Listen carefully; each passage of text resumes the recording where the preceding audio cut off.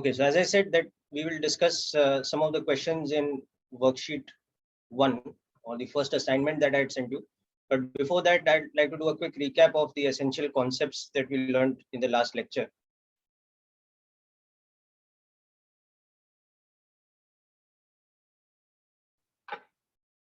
So last time we had focused mainly on differentiation or differential calculus as a new branch of mathematics for us, which is used for calculation of what we call rate of change. So in order to define rate of change, of course, we needed to understand that how we use the term rate of change, or in what context we use the term rate of change. We always use it in context of one quantity with respect to another.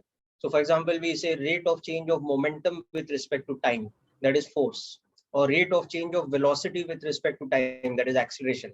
So it is always one physical quantity, how it is changing with respect to another physical quantity. That is the context in which we say rate of change. So mathematically, when we talk about that context, we mean that we have to have a function which defines a relationship between two quantities or between two variables. So the whole story of differentiation or differential calculus actually started with the understanding of what is a function in maths. So as you will recall, we had defined a function as a relationship between two variables x and y, let's say. Okay, so it's a relationship between an independent variable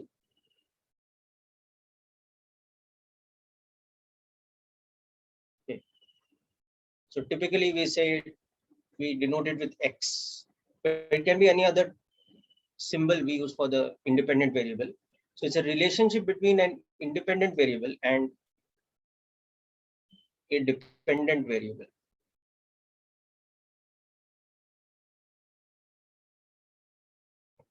So typically we define that, or we use the symbol y for the dependent variable.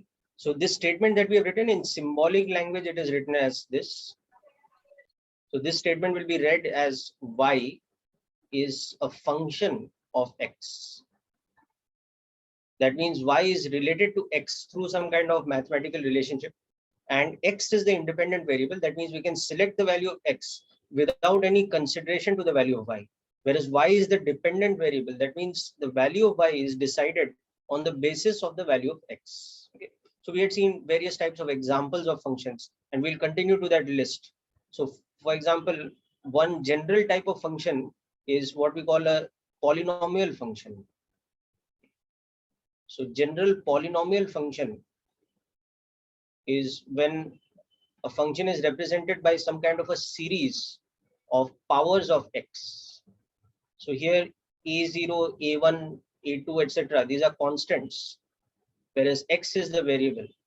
So if we represent this leading up to some power n, so this is called a polynomial of degree n. So n is the last term or the maximum power of x in this power series. Okay, and of course here a0, a1, these are all just constants. So for example, you can see that if I've written a function like this, 2 plus x plus 3x square plus 5x to the power 4. So you can see this is an example of a polynomial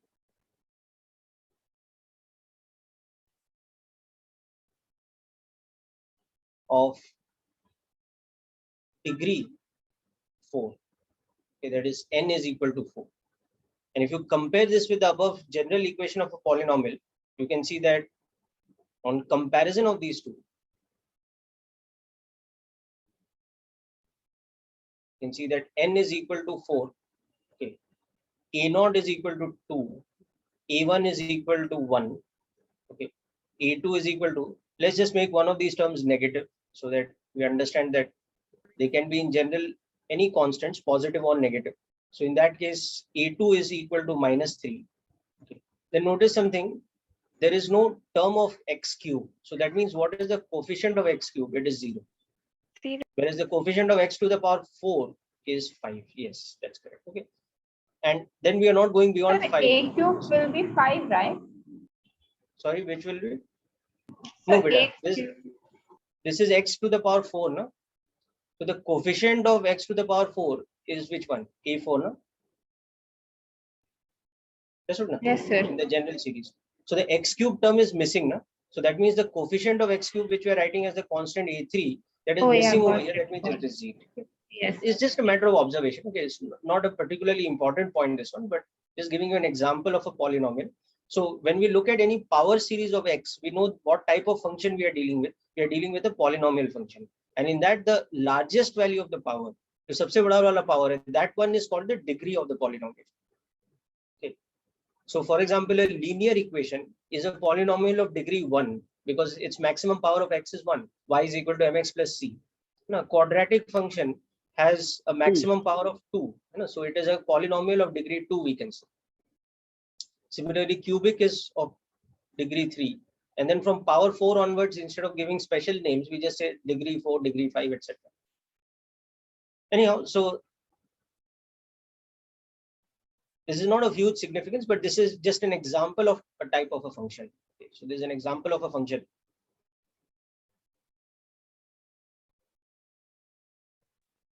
Sir, is it necessary for n to be a natural number? Yes, in the polynomial, n has to be a natural number. Okay. For a function, it doesn't have to be. For example, we can always have y is equal to square root of x. So the power is 0.5. Or we can have y is equal to 1 by x square. So the power is minus 2. But for a polynomial, it's necessary that n has to be of this kind of series. 0, 1, 2, 3 like this. So we can even think of this term, a0 wala term. We can think of it as a0 into x to the power 0. And the a1x term is basically a1 into x to the power 1. So these powers have to follow a natural number series for polynomial. Okay, not generally for function, but for polynomial. Okay, sir.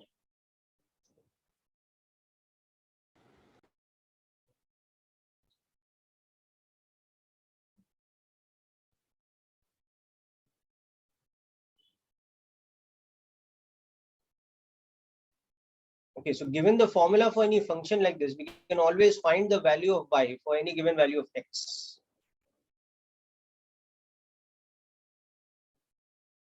So other examples of functions. For example, today we'll be studying more about this trigonometric functions.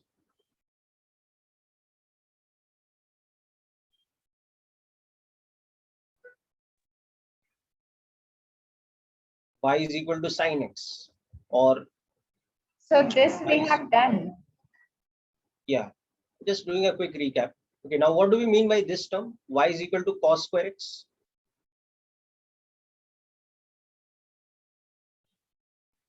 So for example, for this function, if x is equal to pi by 4 or 45 degrees, how much will be y?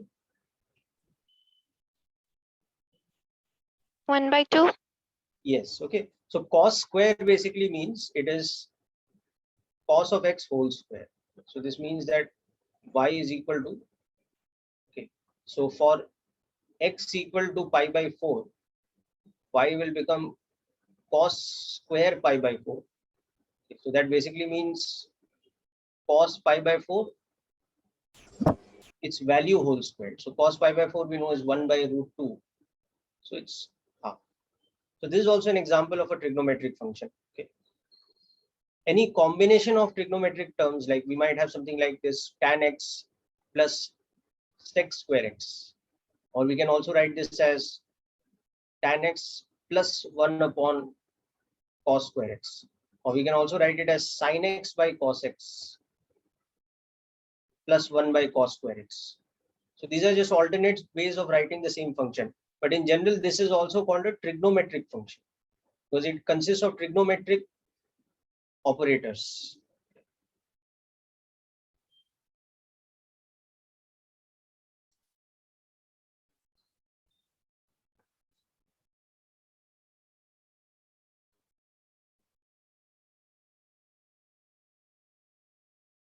Sir, this is already done, so we don't have to write this, right? You need not write it in detail. Like in any case, I told you class notes, you need not write everything in detail. You can fare your notes later. What is more important is like you should understand everything, and when we are doing some numerical questions, you should do those questions yourself on pen and paper, especially when I give you time to solve it, or even if I'm solving it on the board, you note down each and every step carefully on pen and paper then, so that you understand them better. But you don't have to make like detailed fare notes. You can do that later, or you can just use my class notes. Okay. So this part is just a recap of what we saw last time. Then the next thing we had seen was the concept of rate of change.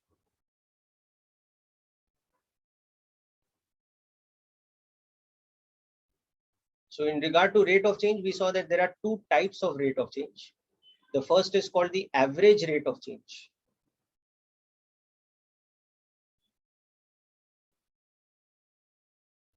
So for a given function, y is equal to fx, we define average rate of change using this symbol. And the symbol makes the definition clear. It is delta y by delta x. So as you know, the symbol delta is used for change. So you can see that the word definition of average rate of change becomes the change in y upon the change in x. So therefore, it becomes even more necessary that average rate of change is defined for a given interval. It's no use just giving the function and saying what is the average rate of change. It must be specified that what is the interval in x for which I want the rate of change. So it is defined for a given interval. Let's say x equal to x1 to x equal to x2. So in that case, this becomes y2 minus y1 upon x2 minus x1. Or alternately, I can also write y2 as the value of the function at x2 minus the value of the function at x1 divided by x2 minus x1.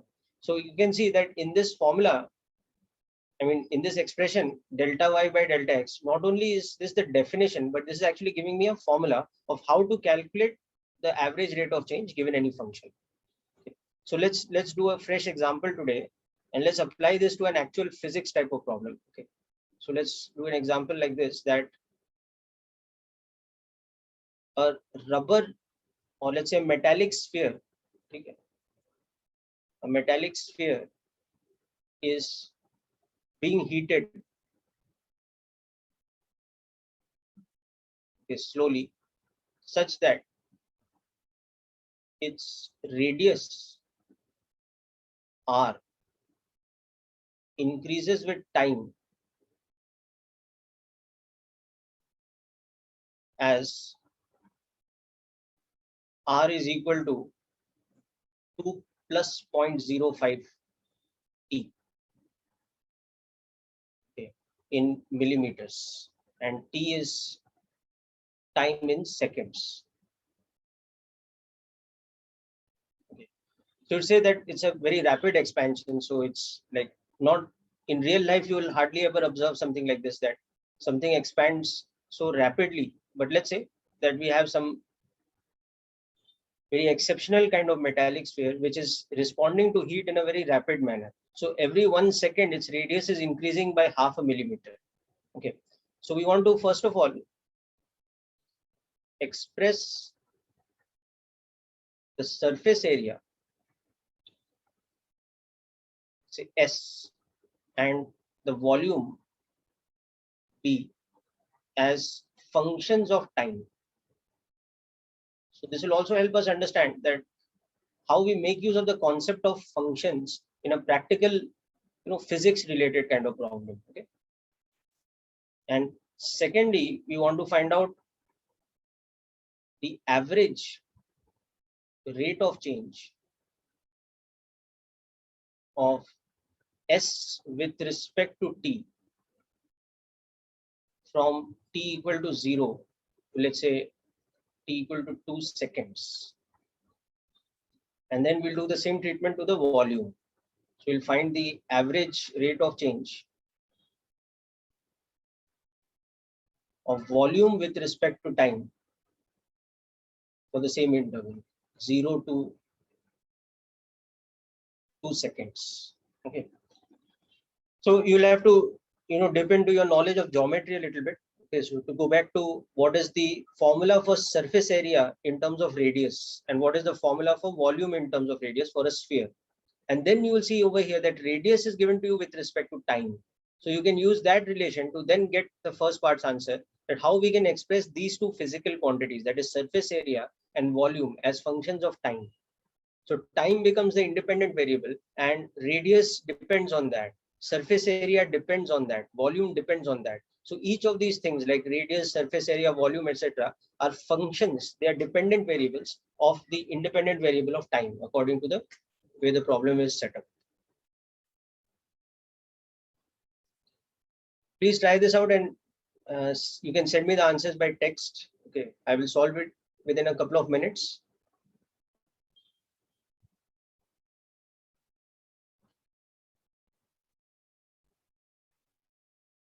As I told you earlier in the lecture, I will also be coming back to the worksheet number 1 and going through the questions once. So if you have any doubts pending in those questions, you can, please keep those doubts ready. We will discuss in a few minutes.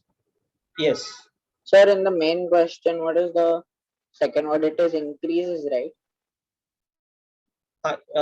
A metallic sphere is being heated such that its radius increases with time t, as according to this equation. Yes. Clear? Yes, sir. Okay. Yeah, this is increases.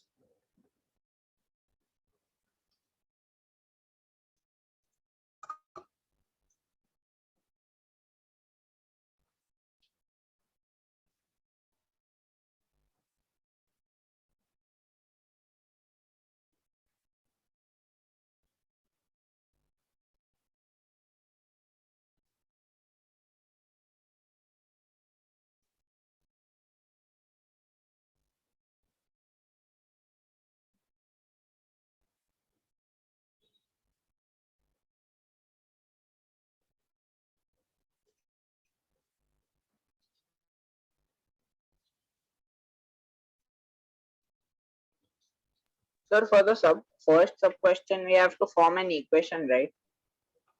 Yes. So for the first question, the first thing you have to understand is that obviously for this question, you have to rely on some prior knowledge of geometry. You know? We cannot just directly do the question. So what is that prior knowledge of geometry? Yes, Beta. Sir, right, like we write x is equals to something like fx is equals to something. Over here in the first question, we should write it as ft is equals to something, right? The equation. Yes. So what we want over here is that instead of y as a function of x, okay, what we want is that surface area should be some kind of function of time. Right? This is what we want. This is the meaning of this. Express surface area as a function of time. Then separately express volume as a function of time. Understood the point? Yes, sir. So I should be able to write some relation in which the left hand side is, for example, surface area, which is the dependent variable, and right hand side is some relationship with respect to time. So it's some expression of time. So obviously time t is the independent variable.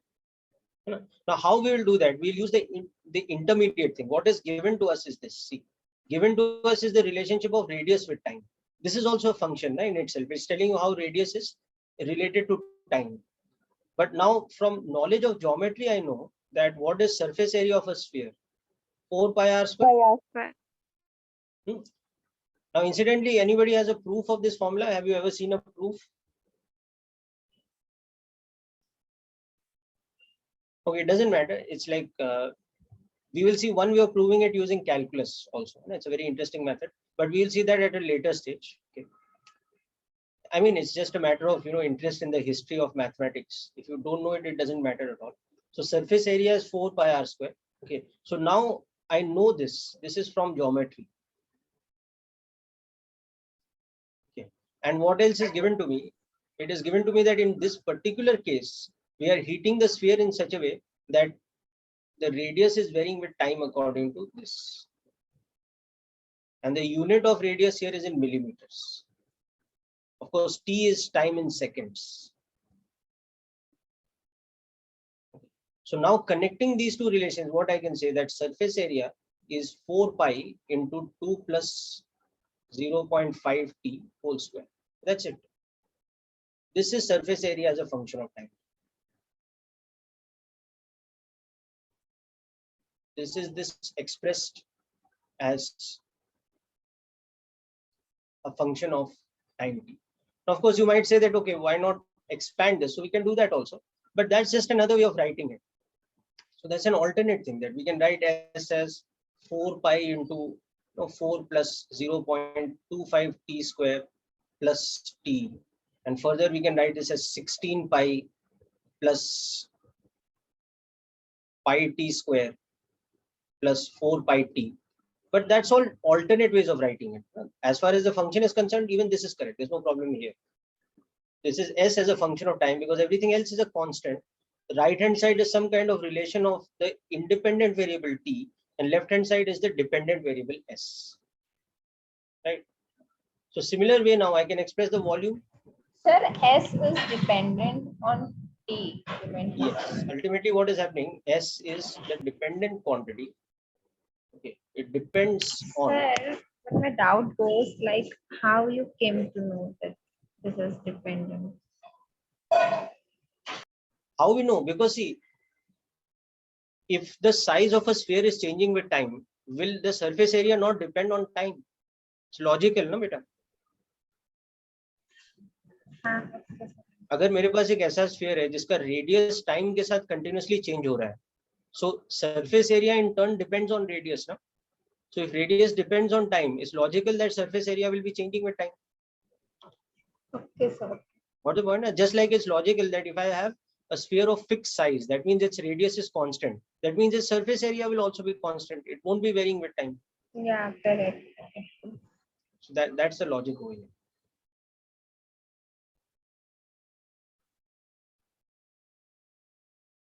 Yes, and it's correct.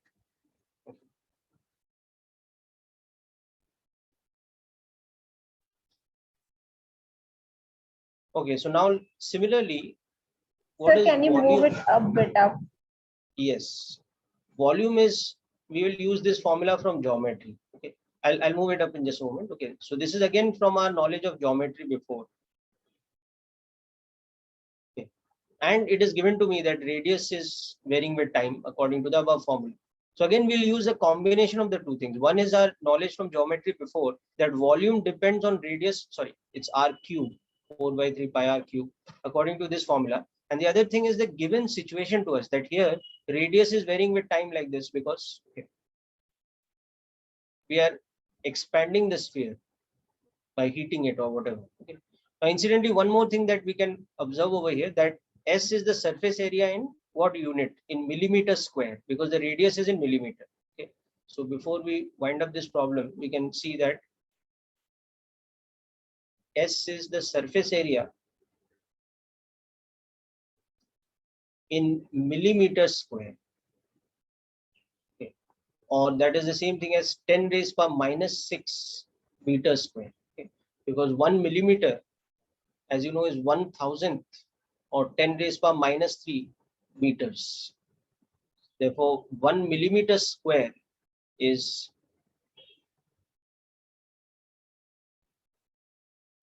10 raised power minus 6 meters.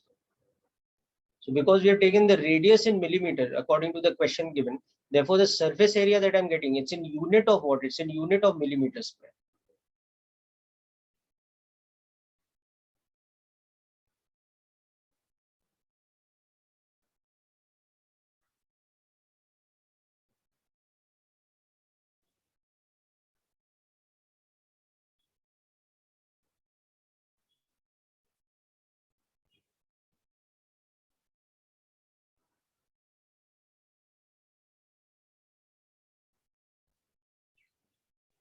Yes, Ayan, your answer is correct for the volume part. Okay.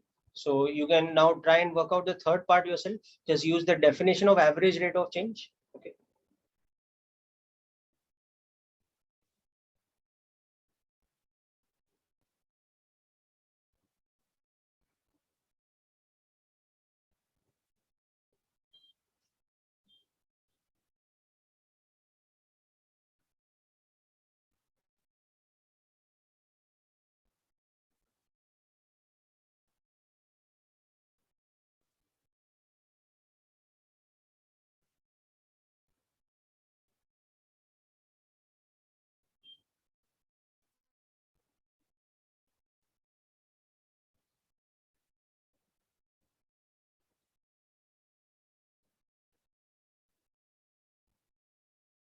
What is the name of WRT?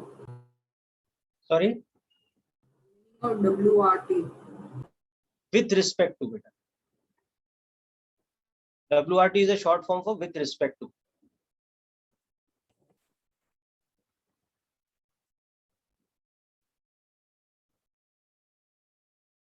These are some of the short forms that we use. Yes, sir.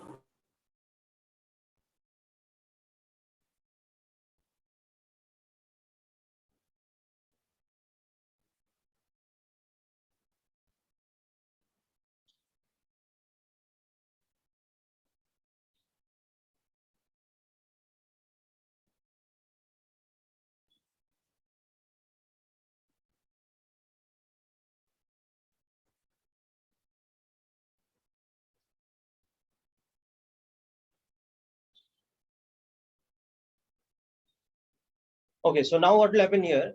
Volume as a function of time will therefore become 4 by 3 pi into 2 plus 0.5 t.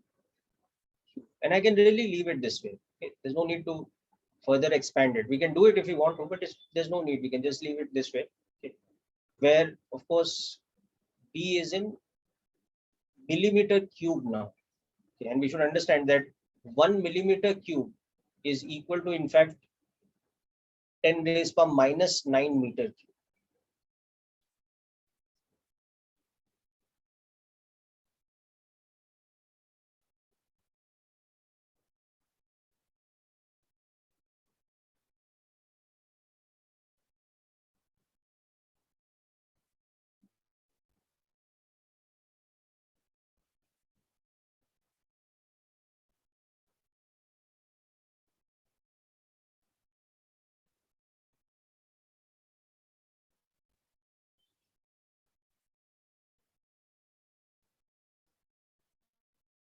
So you can do all this, but it's not needed. This is okay.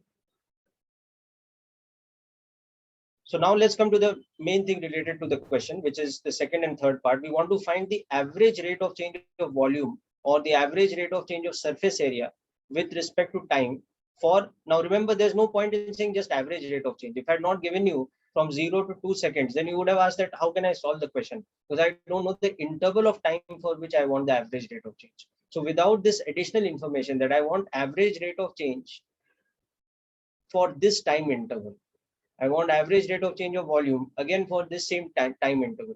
So without the value of the time interval, we can't really calculate. Okay? So going to the concept of average rate of change. So the Sir, concept a bit we will up. use, yeah, just a moment. The concept we'll use is that average rate of change. Okay. For any function is this. It is delta y by delta x, or change in y upon change in x, or y2 minus y1 upon x2 minus x1. So here we have s as a function of time. So the average rate of change delta s by delta t will be equal to s2 minus s1 divided by t2 minus t1. And we want this for t equal to 0 to 2 seconds. So therefore we should take t1 as 0 seconds and s1 as the value of the area at t equal to 0.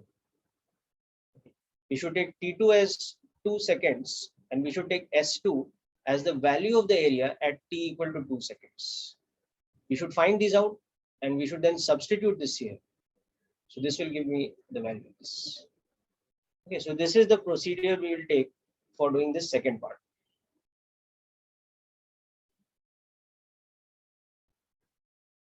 Sir, little bit up, little bit more. Sorry, a bit louder, please, beta. Can't hear you. A little bit more. I have to see the first one also. Okay, okay.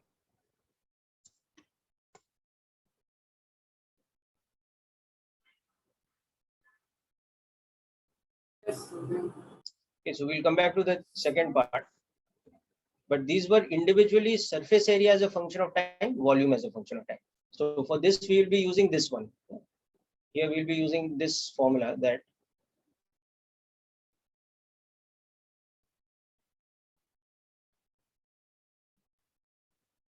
this is in millimeter square. T is in seconds.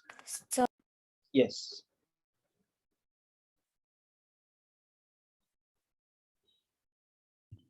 Wait for 1 second. Sir, so in place of T, we will replace that by 0, no?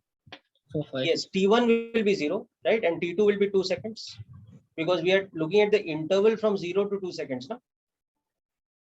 So what is the initial value of time? It's 0. What is the final value of time? It's 2 seconds. So to get S1, we will substitute the value of time as 0 in this.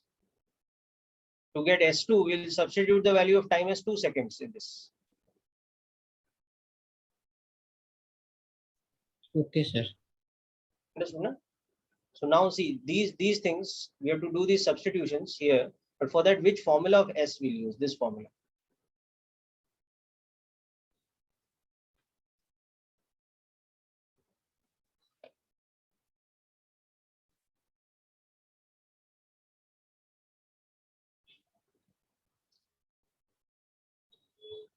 Yes, Sanvi and Ayan, it's correct. But tell me the unit also, okay? In what unit you are getting the rate of change? Sir, sir, we have to keep pi as pi, or we have to substitute this value? You have to substitute, no, beta, obviously. No? I Okay. want the numerical value, no? Yes, sir. Because I have given you two numerical values of time, 0 to 2 seconds. No? So I want a numerical value of average rate of change of surface area. Okay, sir. So here the surface area is expressed in millimeter square, right? And the time is expressed in seconds. So the unit will be in millimeter square per second. Yes, Sanvi, that's very good. That's correct.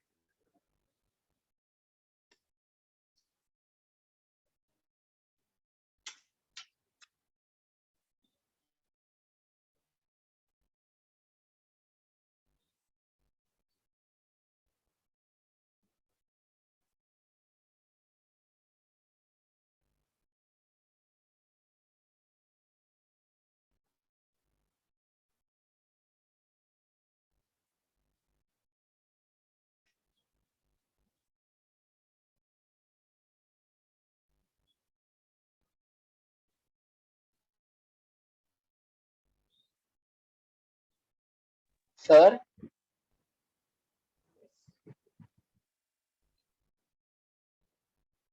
Yes, beta. sir, can you please just explain this? What does this equation S is equal to 4 pi, that equation mean? Like, what does it imply?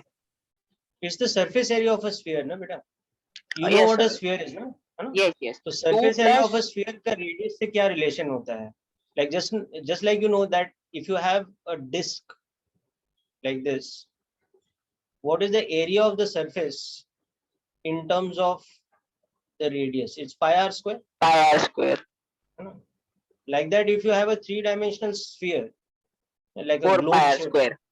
yes, that is the formula. This surface area, this curved surface area. So if you have a sphere whose radius is r.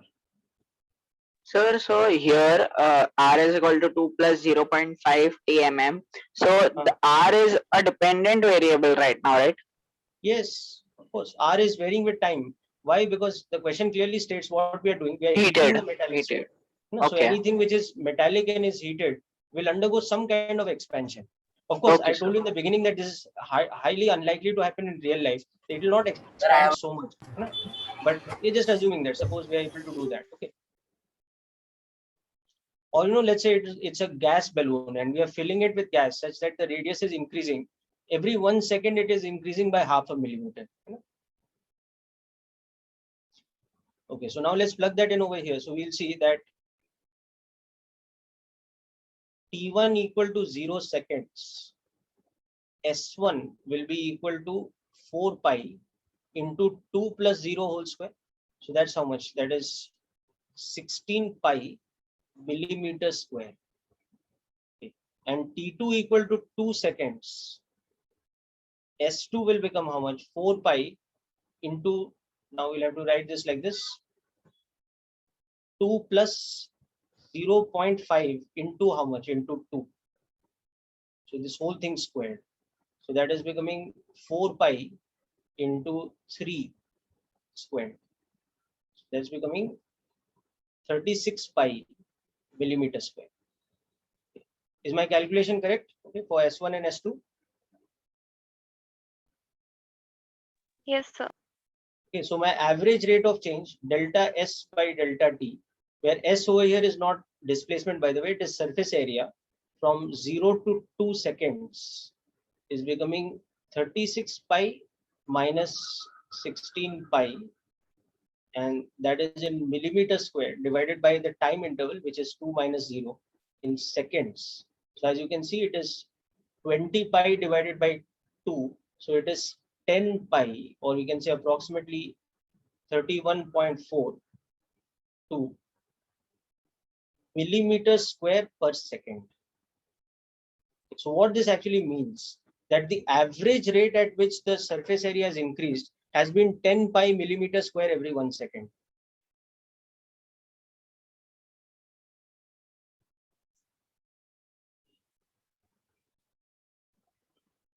This is the answer. Yeah, this is the answer for the second part, 10 pi millimeter square per second, or you can write pi as approximately 3.142, so it becomes 31.42.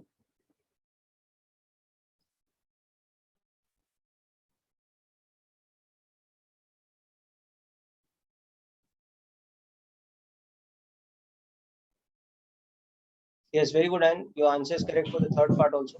So can you scroll the screen a bit down? A bit down, okay. Is it clear now? Yes, sir. Thank you. So likewise for the third part, which formula I'll use the volume formula. Okay. So I want to calculate delta V by delta T for the interval T equal to 0 to 2 seconds. So I'll use this formula now, or I'll use this function. This is the volume as a function of time. So I'll be repeating the same steps that I've done, but instead of S with respect to T, I'll be repeating it for volume with respect to T, or V with respect to T.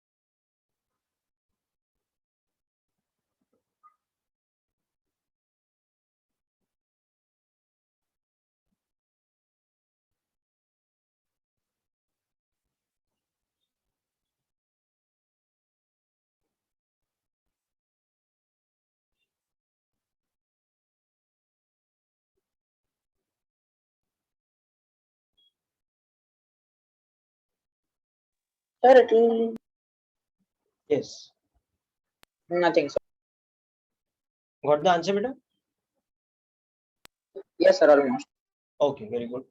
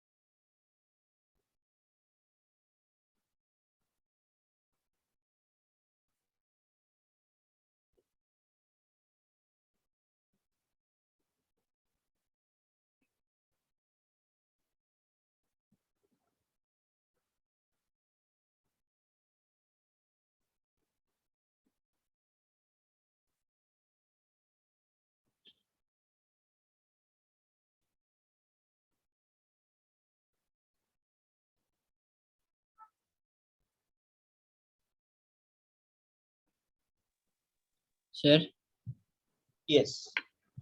Sir, in this 2 plus 0 the whole cube, I will not put in the formula a plus b the whole cube. Yeah, you can use all that. That's correct. You can. We can use them, but always answer will be same, no? Sorry. Sir, if we will use the answer, will be same, no? Yes, yes, of course, beta. Always it will be the same. No? Whether Okay. you use two different mathematical processes, the end result will be the same. No? Okay.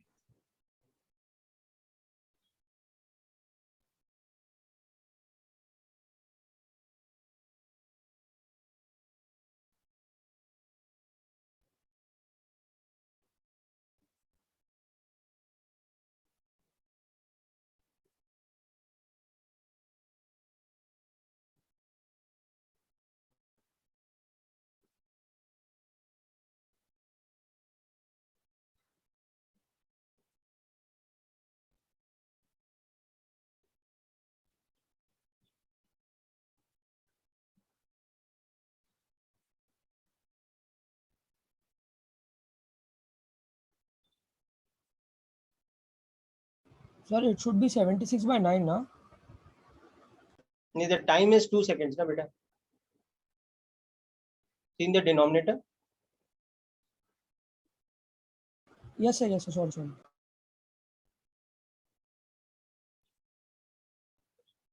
So this will be approximately 39.77 millimeter cube per second. So the volume is having an average rate of change, which is equal Sir, to this at last average we have to find out. We can't keep it till 76/6. Sorry, we can't. So I said we can't keep it till 76/6. You can keep it. It's no problem. Okay.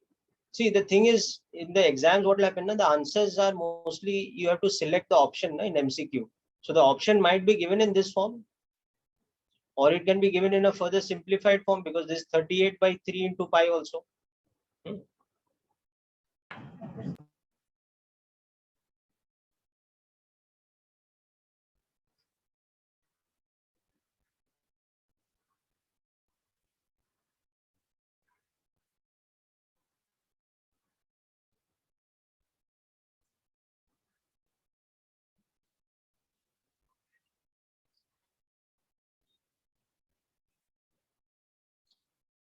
Okay, so anyway, hope the concept of average rate of change is clear in this question, right? For both the parts, volume and surface area, how we are actually implementing it. Sir, in V2, the bracket answer will be 27. No? Sorry, come again, bit a bit louder, please. In V2, 2 plus 0.5 into 2, the whole cube will be 27. Yeah, but then it's 27 into 4 pi, na? Sir, but 3 and 27 won't cancel. Sorry? Sir, I cancelled 3 and 27. That you can do, no? So that's the same thing, na? 108 upon 3. But answer is different. You will hit the same answer, beta. You are saying that this thing should be 108 by, I mean, you have written this as what? 36.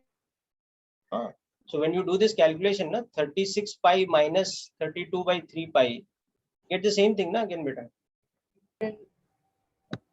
इसका value तो यही आएगा ना finally. हाँ sir 32 divide by 3 को मैंने 10.66 कर दिया. हाँ तो कर लिया, ये फिर आ जाएगा ये answer.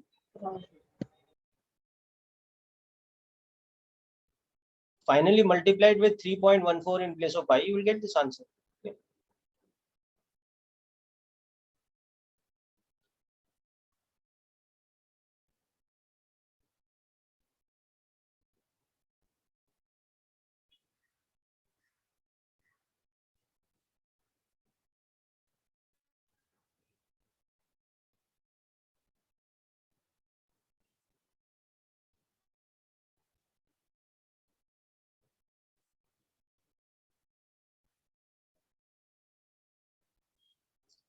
Okay, so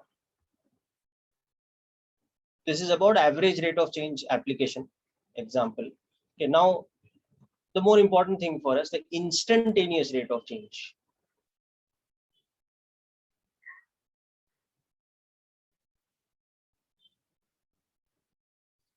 So we saw that in the case of instantaneous rate of change, the definition is one thing, but the formula that we use for calculation is an altogether different thing. And that is where differentiation or differential calculus comes in.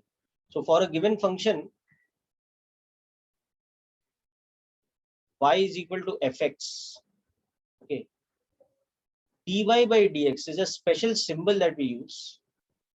This is the symbolic representation of instantaneous rate of change of y with respect to x. That's the first thing. That's the symbol. Now the next thing is the definition. What is the definition of instantaneous rate of change? It is rate of change for a very, very small interval. Okay, so that small interval is written as a special term called a limit. Limit delta x tending to 0, delta y by delta x. So that is rate of change at an instant x equal to x, instead of for an interval x1 to x2. So further we see that this can be expanded as limit delta x tending to 0, f of x plus delta x minus fx divided by delta x. So again, this is not the formula that we'll be using for calculation of instantaneous rate of change, because this method will be very lengthy for every function. You'll remember that we had used this definition to develop the formula for rate of change of x cube function. Okay. But like that, if we try to do for every function, life will become very hard for us, because we'll have to solve this limit every time. So that is why we developed a method called differentiation. So now we came to the differential calculus, okay, as a new branch of maths for us, okay, which deals with this instantaneous rate of change business. So this differential calculus, it has an operation, it has an operator called differentiation operator.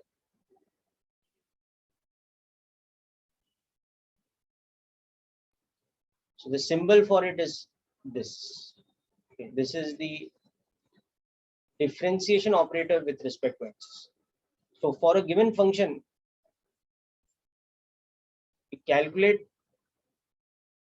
the instantaneous rate of change by operating this differentiation concept, or by operating this differentiation operator on the function fx. So what it gives us is the instantaneous rate of change. Okay. So this is what you've seen last time. So just, you don't need to write this down, but just do a run through of this, and please let me know if there's any confusion with any of the terms or the definition or anything. Okay. Then we'll come back to the formulae and methods of differentiation. Sir, Yes. sir, meaning of tends to 0 is it is almost 0, right? Yes. Yes. And sir, I wanted to ask, sir, what was the factor where if we increase a value, then the accuracy of delta x increases? What was that factor? I don't quite remember. No, so like practically now we are calculating this instantaneous rate of change by using some numerical value of delta x. So the smaller the value of delta x that we use now, the more accurate our answer is. Sir, can I just show an example? Yeah, we'll do an example. Okay. So last time, for example, you'll remember that x cube function, we had once taken delta x as 0.1. So we got some answer. Then we took it as 0.001. So we get some answer which is more accurate. Then we took it based on 6, we got more accuracy, like that. Sir, the closer the answer is to 0, the more it is accurate. Yes, the closer the value of, or rather the smaller the value of delta x I'm taking, the more accurate my calculation will be. So that is why when I take it tending to 0, it's the exact value. So, Yes.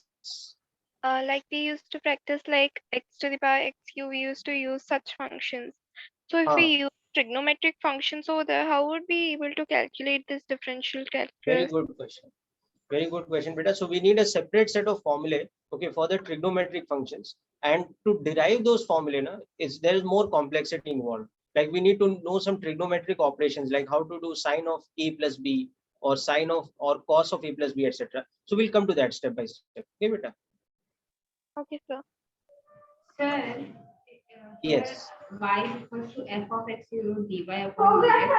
So then afterwards why you didn't wrote y, you wrote d upon dx is equal to f of x. Sorry, why I didn't do? So you didn't wrote dy, you wrote only d upon dx. Yeah, because it's the differentiation operator, beta. This is not dy by dx. Okay, this thing, it is the differentiation operator. Understanding? So this differentiation operator here is being applied to the function, because what is y? Y is fx. Understood now? Yes. So you can also visually think of it like this, that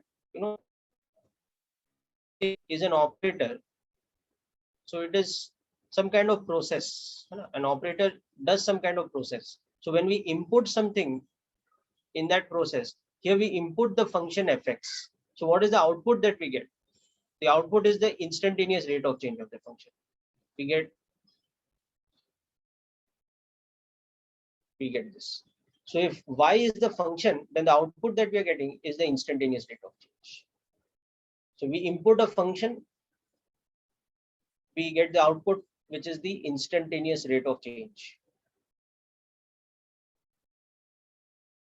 of the function. Okay, so this is an operator. Now, how this operator is achieving this operation? By applying the definition of instantaneous rate of change. And what was the definition of instantaneous rate of change? That was this one.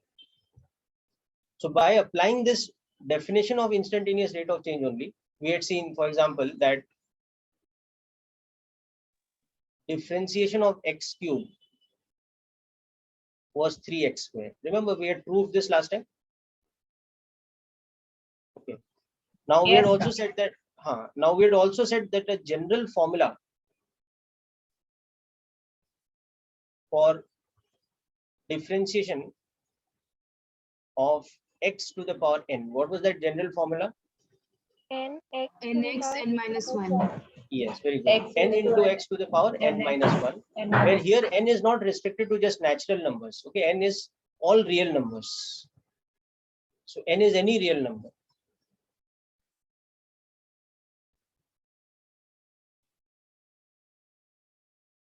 Okay.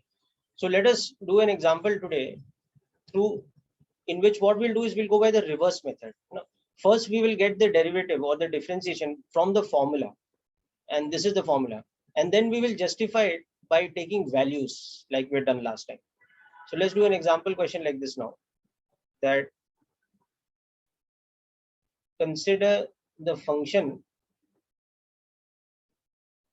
y is equal to x square. Okay. Now, first of all, find dy by dx. Okay. By formula. Then secondly, calculate the slope of the tangent. If you remember, what is slope of tangent line? It is the value of instantaneous rate of change at a particular point, right? So slope of tangent for y is equal to x square at the point x equal to 2. Okay.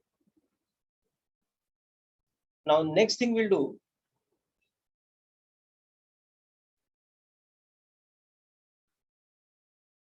calculate delta y by delta x for x1 equal to 2 and x2 equal to 2 plus delta x, where the first case delta x's value will take as 0.1.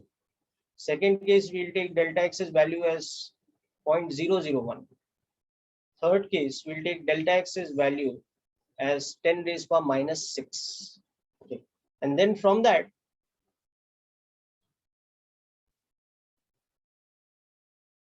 prove that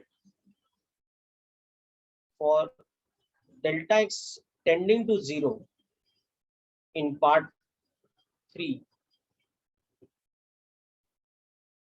delta y by delta x is the slope of tangent. Okay, so we will do this question in detail, and again through this we will get more clarity about our differentiation operator. Okay, but I first want you to attempt the first and second part yourself. Most of you should be able to get the answer yourself. Yes, very good, that's correct, Manas. So just like you gave me the answer for x cube just now, and also the formula of x to the power n's differentiation we've written on top over here. Now we have to just apply that to the given function, which is y is equal to x square. So can you please show the formula once?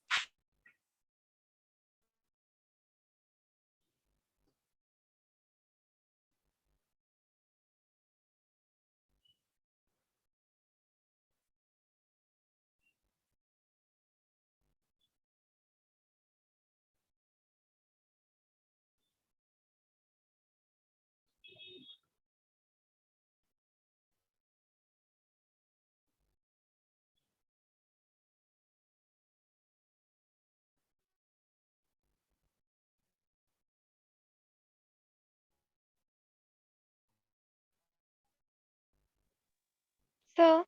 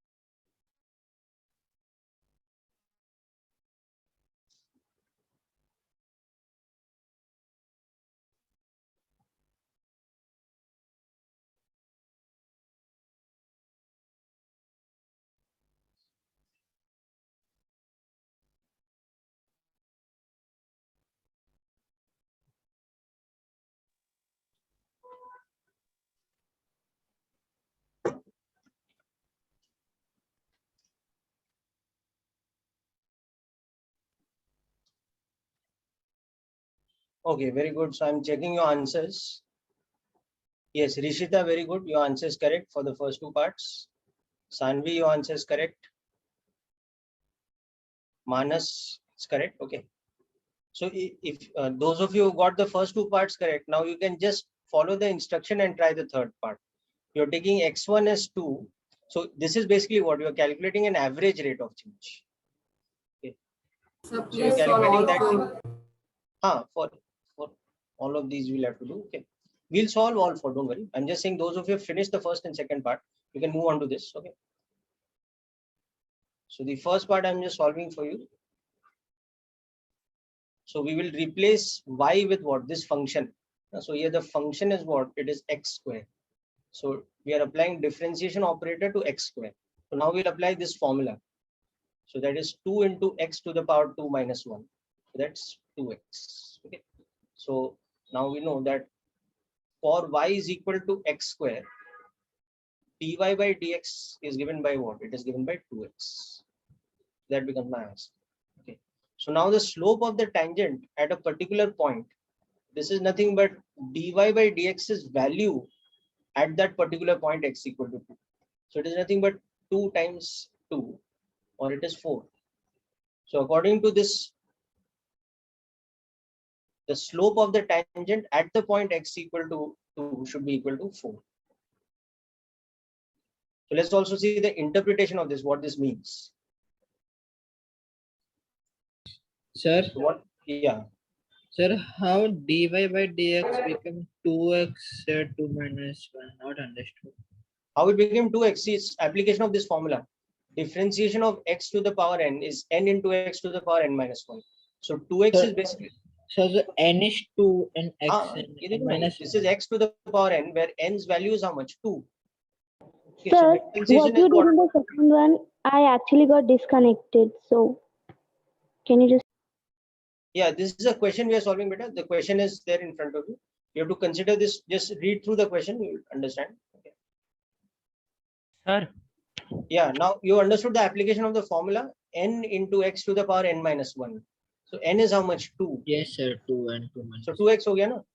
Now Yes, what is slope of tangent at a particular point? It is the value of the differentiation.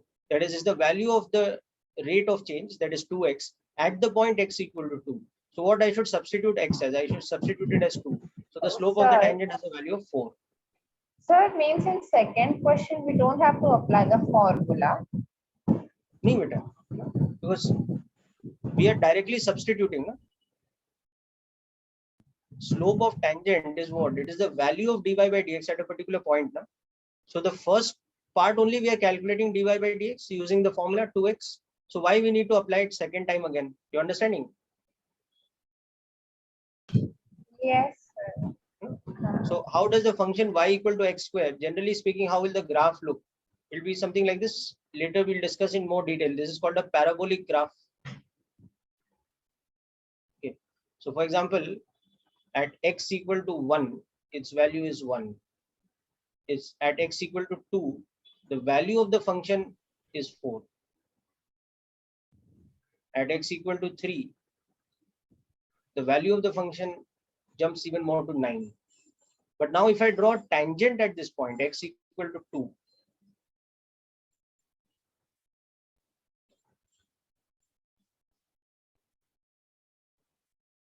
if I draw a tangent at this point, x equal to 2, its slope is becoming how much? Its slope is equal to the value of dy by dx. So that's why it's 4. Sir, so this means the slope of the tangent is dy by dx. Yes. So Yes. over here in the third question, you have written for x1 is equals to 2 and x2 is equals to 2 plus delta x. Over Yes. here, we are taking delta x as a very minimum value. So it is No. somewhat Yeah, equal to. I've given better एक minute, है ना? That delta x tending to 0 will come to later. But the question is in the 3 separate parts and it's giving you the value of delta x I have to take. You following? Yes, Na? sir. Yes, sir. So for So it is somewhat equal to dy upon dx, right? That's what it will show, that the smaller the value of delta x I'm taking, the closer the value of delta y by delta x will be to 4. You understanding the point, beta? Yes, sir. Earlier in the formula, like we wrote dy upon dx for to the power n is equals to like over here nx to the power n. 2x.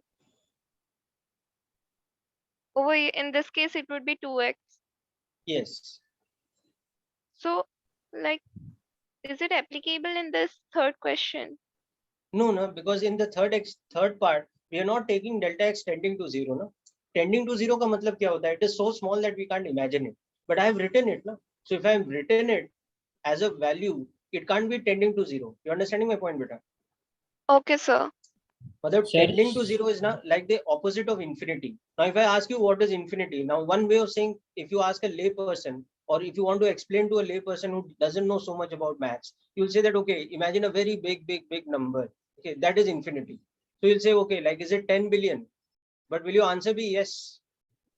No. No, because 10 billion you can write down. No? You can represent it on a number line.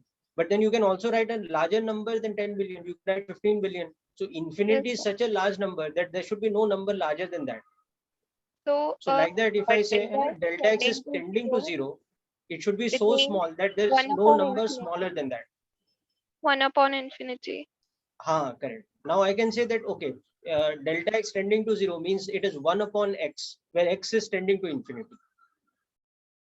So it's 1 upon infinity times. Yes. But 1 upon infinity, we cannot write as a number like this, not 10 raised to minus 6 or 10 raised to minus 12. It's even smaller than that. So you can say that, yes, I can say approximately this one, because this is quite small. So approximately this one will give you the same thing that part 2 is giving you. Okay, but I can't say it will exactly give me the same. When it will exactly give me the same, when I take delta x tending to 0, and that is where the fourth part comes in. Okay, sir. Sir, so in third question, we have to put average rate of change for. Yes, very good. It is actually, we are calculating average rate of change only. But what points we are taking? We are taking reasonably close points, like 2 and 2.1. Now, they are not exactly consecutive points. No? For example, in a graph, if I draw, so they are actually two separate points. No? So we are actually calculating what thing? We are calculating slope of secant line drawn between 2 and 2.1, or between 2 and 2.001. Yes. Understood the point? No? Yes. So the formula will be fx2 minus fx1 upon x2 minus fx1. No? That will be the formula. Yes. Okay, sir. So third part, what we are doing is we are calculating delta y by delta x. So the moment we are calculating this without any condition given that delta x is tending to 0, that means this is what? This is average rate of change.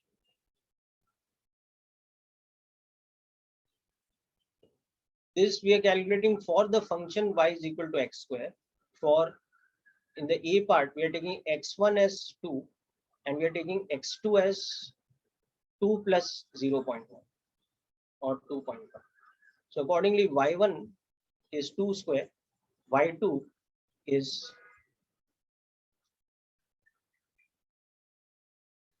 so accordingly my delta y by delta x is 2.1 square minus 2 square divided by 0.1. Now I can use this formula, that it's 2.1 minus 2 into 2.1 plus 2 divided by s square minus s1 divided by x2 minus x1, that one. Yes, that y2 minus y1 upon.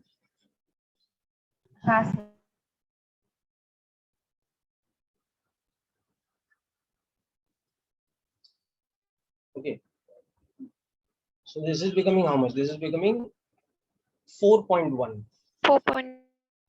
Now, by no reasonable way can we say that 4.1 is equal to 4. We can say, okay, we approximate it up to units place, which is a huge approximation. So it's not really related to the second part so much. This 3a part is not related to the second part. So same way you'll understand it geometrically also, it's not exactly related, because one is slope of secant line. Average rate of change is slope of secant line, and one is slope of tangent, different things altogether. But if I start making the secant line between 2 points which are very close to each other, then I will see that my value will almost become like that of the tangent line. So that is the interesting thing about calculus. So in this, what we are really doing is, let's say this is the point 2, that is my x1, and this is the point 2.1, that is my x2. So this is y1, which is 4, and this will be y2, which is 2 squared, which is basically how much?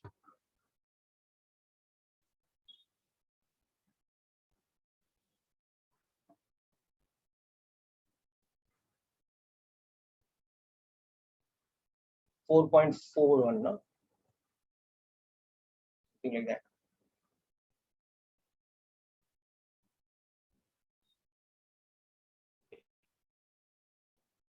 So it's like the slope of the secant line joining these 2 points.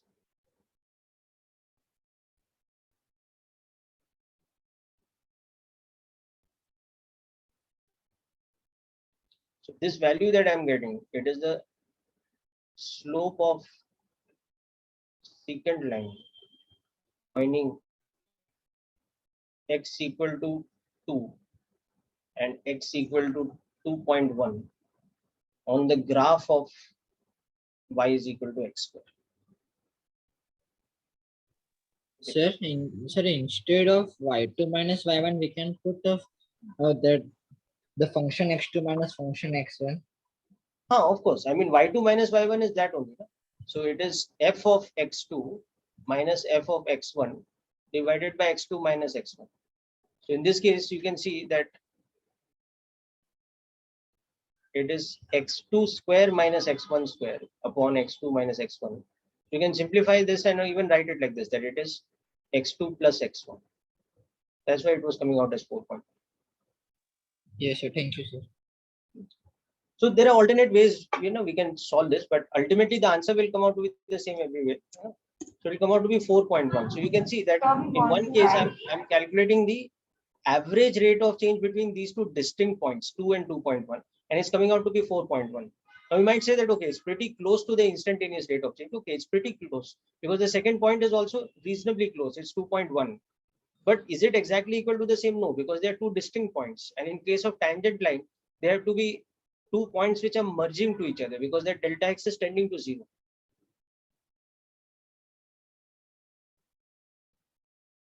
Right. So in the B part, you will see this will come even closer because we are taking delta x as 0.001. So we are taking x1 as 2. We are taking x2 as 2.001. So y1 is still 4, but y2 is 2.001 square. Okay. So your y2 minus y1 upon x2 minus x1 this time becomes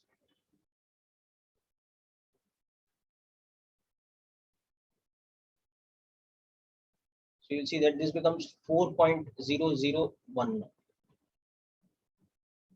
Just comes so much closer because imagine on the graph now your 2 points are so much closer. They've almost merged. Much closer than this at least. So the value is much closer.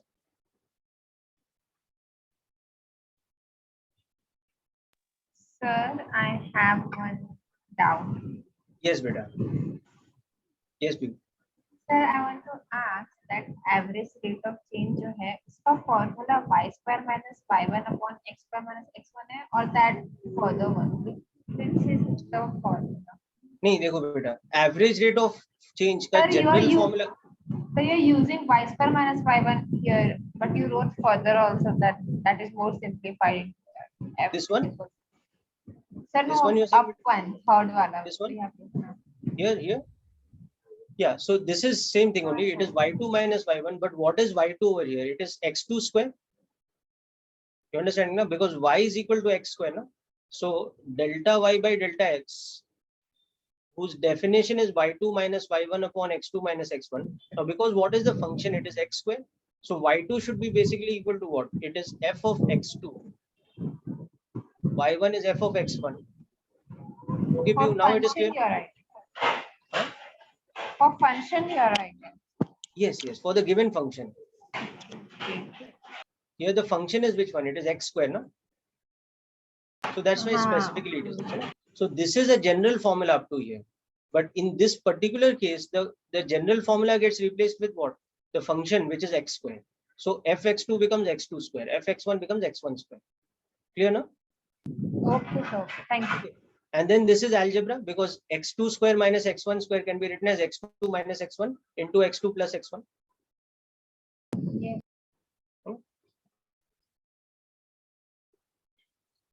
So likewise, now you will see that if I replace delta x. So please wait. Yeah.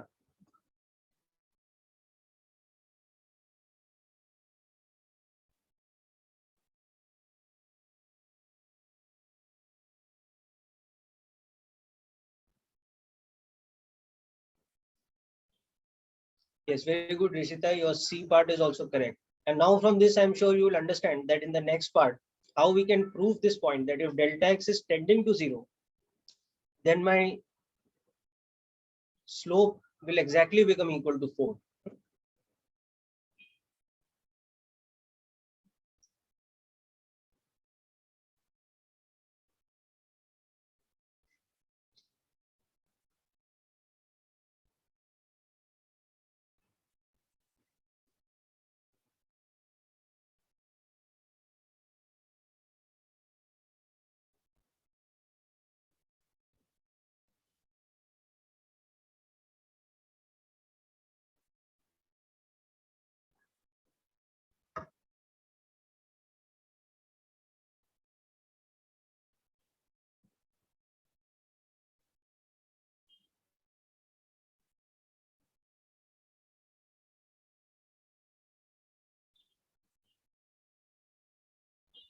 Sir, can you please show the question for a moment?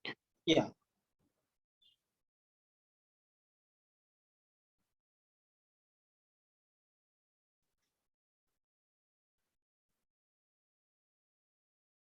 Just a minute. I'm lost.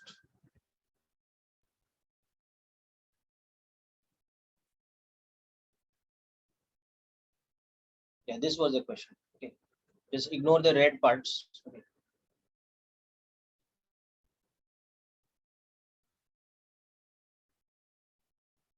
Thank you, sir. Okay.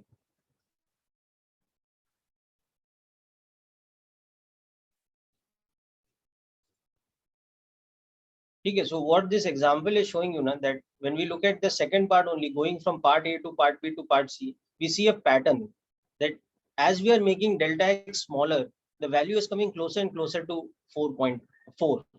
When we had taken it as 0.1, it was 4.1. When we took it as 0.001, it's coming as 4.001. Now, like this, when we take this value now, here, you will see that delta y by delta x, which is x2 square minus x1 square upon x2 minus x1, which therefore becomes x2 plus x1.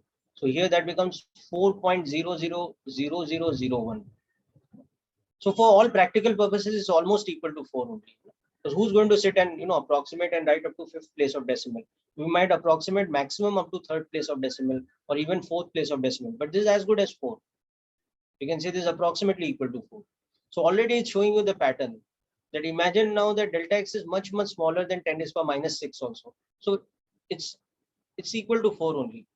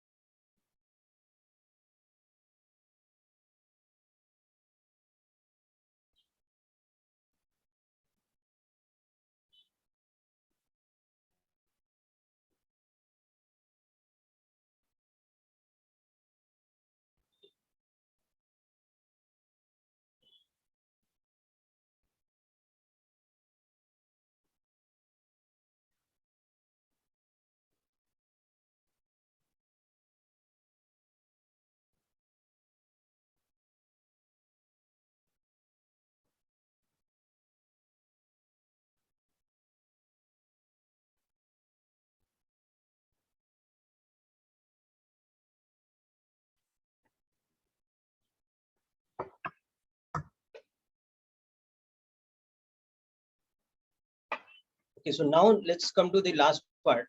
Let's see the interesting thing, that what happens when we take delta x tending to 0.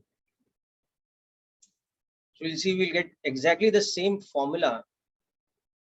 So the third part, right? Oh, sorry, the fourth part. Okay. We get exactly the same thing that we got from the formula. So let's calculate delta y by delta x for x1 equal to 2, x2 equal to 2 plus delta x, with the condition that delta x tends to 0. Okay, and from that, let's show that this equals to the slope of tangent at x equal to 2, which is, by the way, equal to what? It is dy by dx's value at x equal to 2, which was equal to 4. This was what we saw in part 2 of the question. So let's do this now. So now our function is x square. X1 we are taking as 2. So y1 is 2 square. X2 we are taking as 2 plus delta x, where we have the condition that delta x tends to 0. So y2 is 2 plus delta x whole square with the condition that delta x tends to 0. So delta y by delta x is y2 minus y1 upon x2 minus x1, but with the condition that delta x tends to 0. So it is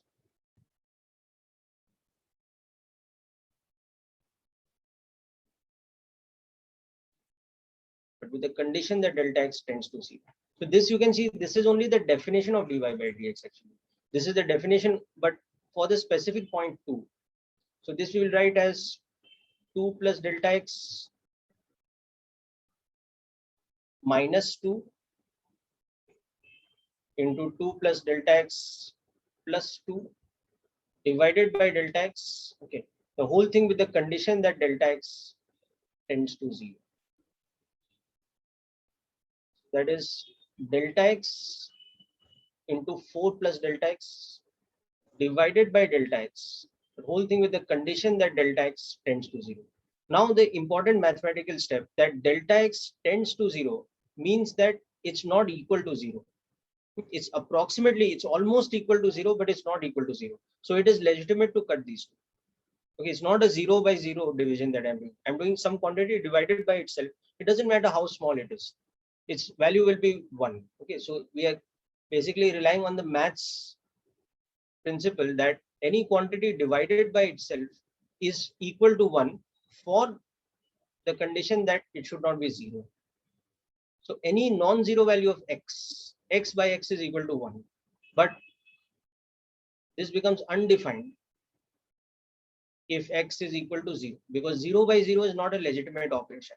So here what is happening, delta x by delta x is equal to 1 because delta x is not equal to 0. Delta x is only tending to 0. There's a difference between saying that it's equal to 0 and saying that it's tending to 0. So that is why we can cancel these two. So we are getting ultimately 4 plus delta x tending to 0. So now I can say, okay, if delta x is tending to 0, then 4 plus x is how much? 4 plus delta x is how much? It is equal to 4, because this term is tending to 0. So what I'm getting this, I'm getting this as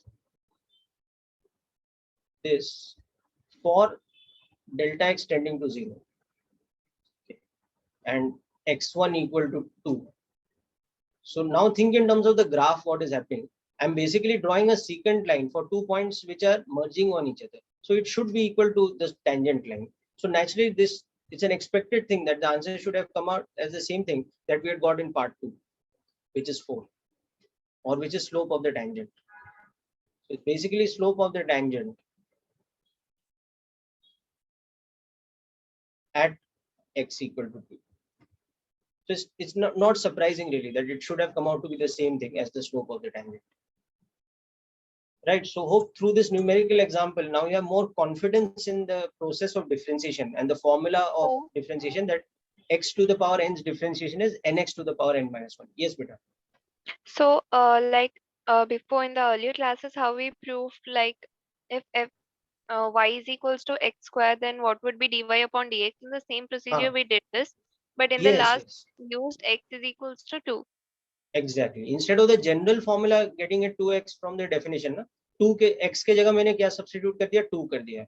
No, but if I had just used f of x plus delta x minus fx divided by delta x, this would have been x plus delta x whole square minus x square divided by delta x, correct? This is what you were saying, beta? Yes, so I was just like confirming it, like we Yes, absolutely correct. Hai na? So instead of just doing this for x1 equal to 2 and x2 equal to 2 plus delta x, if we had done it from x1 equal to x to x2 equal to x plus delta x and then put the limit delta x tending to 0, we would have proved the formula dy by dx is equal to 2x by the definition method, right? Like we did for x cube last time. yes sir. And sir, in this case, dy by dx will never come be equal to. हाँ देखो बेटा यही point है ना, it is equal to, because see what is happening ना, delta x is tending to 0 ना, so 4 plus delta x is not just tending to 4, it is equal to 4.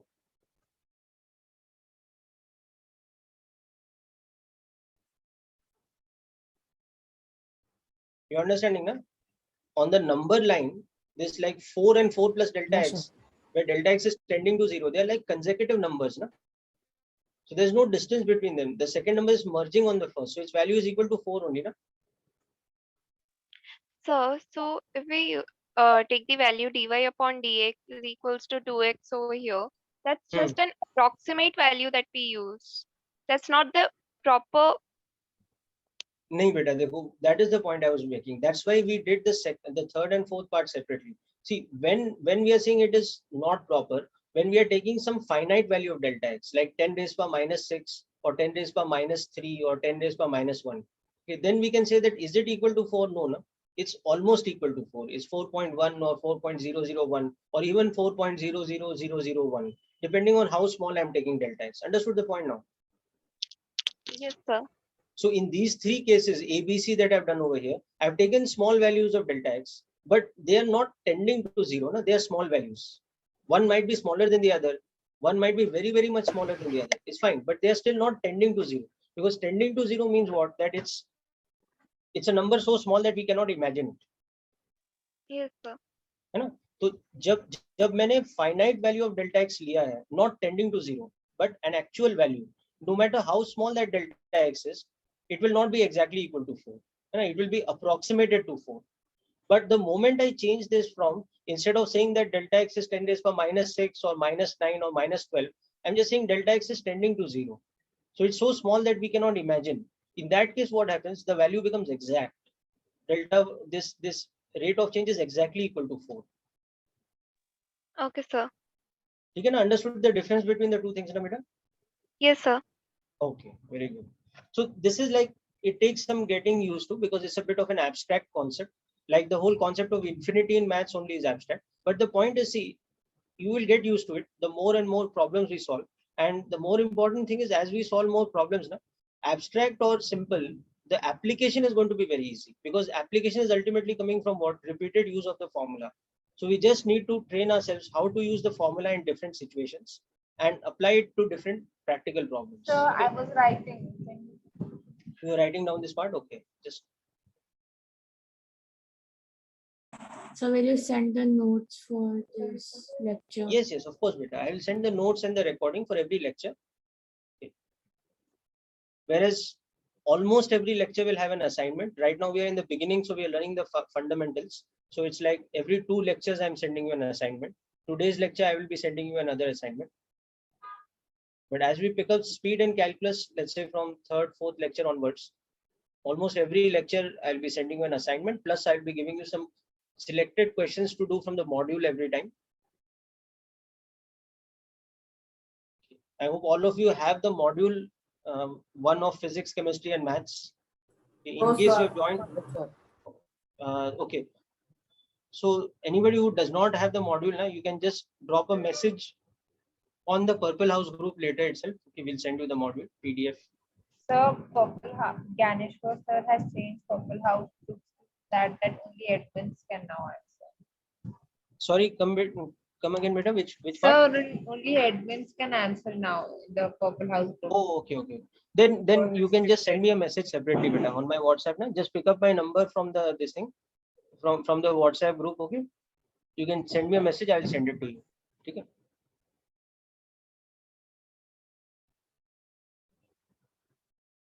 Thank you, sir. Okay. Okay, so now that we have a little bit more confidence on this formula, that differentiation of x to the power n is equal to nx to the power n minus 1. Okay. Now we see that this formula is supported with some properties. Okay, so this is the formula. Okay. Now there are also properties that we saw along with this, that differentiation of any constant is 0. Okay. Differentiation of a constant multiplied by a function is equal to the constant multiplied by differentiation of the function.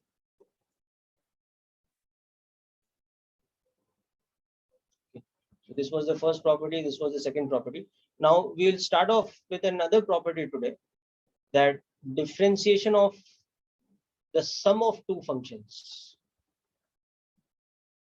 This is like a distributive property. So when we operate this becomes differentiation of the first function plus differentiation of the second function. Okay. Or for that matter, if there was a minus sign between these two, then there would be a minus sign between these two. Okay, so note down this third property, and with this note down immediately an example also. So for example, if I now say y is equal to x cube plus x, so find dy by dx. Okay. So here I will apply this concept that when I'm finding the instantaneous rate of change, it means I'm applying the differentiation operator to which function? The function x cube plus x. Now I notice that the function is individually the sum of two terms, x cube and x. So I will use this third property, that differentiation of one thing plus another is the differentiation of the first quantity x cube plus differentiation of the second quantity, which is x. And now in each of these I will use this formula because they are of the type. So I can see that differentiation of x cube by this formula is 3 into x to the power 3 minus 1. That's 3x square. I can see that the differentiation of x is 1 into x to the power, 1 minus 1. That is x to the power 0, which is 1, because anything to the power 0 is 1. Okay. So I can see that individually the first term is becoming 3x square, the second term is becoming 1. So this is telling me that dy by dx is this much. Okay. So this example over here is an example of direct application of this third property.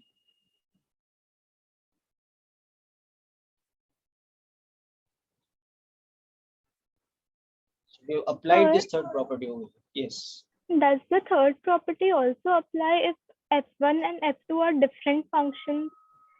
Like over here, they are both x raised to n, but what if there's like... Yeah. So later we will see that type of function is called a transcendental function.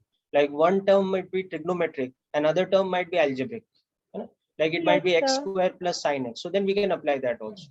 Okay, sir. So there is no restriction on what type of function over here. It can be any type of function. Okay.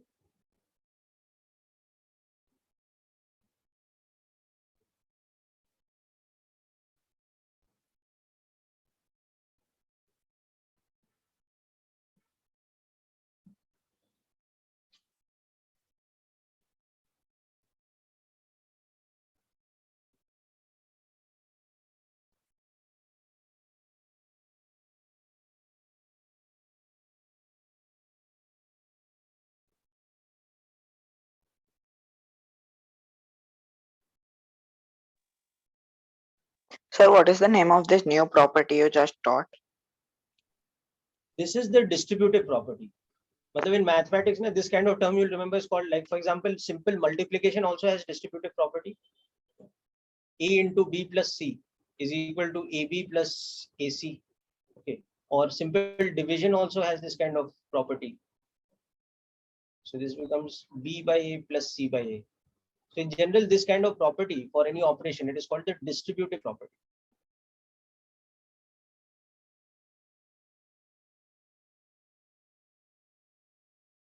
Okay. Of course, not all operations are distributive. Okay, but in this case, this is a distributive operation. Sir, in the top right corner, what you have wrote? This one, Up one. this is differentiation of x cube. That's how I got this term here.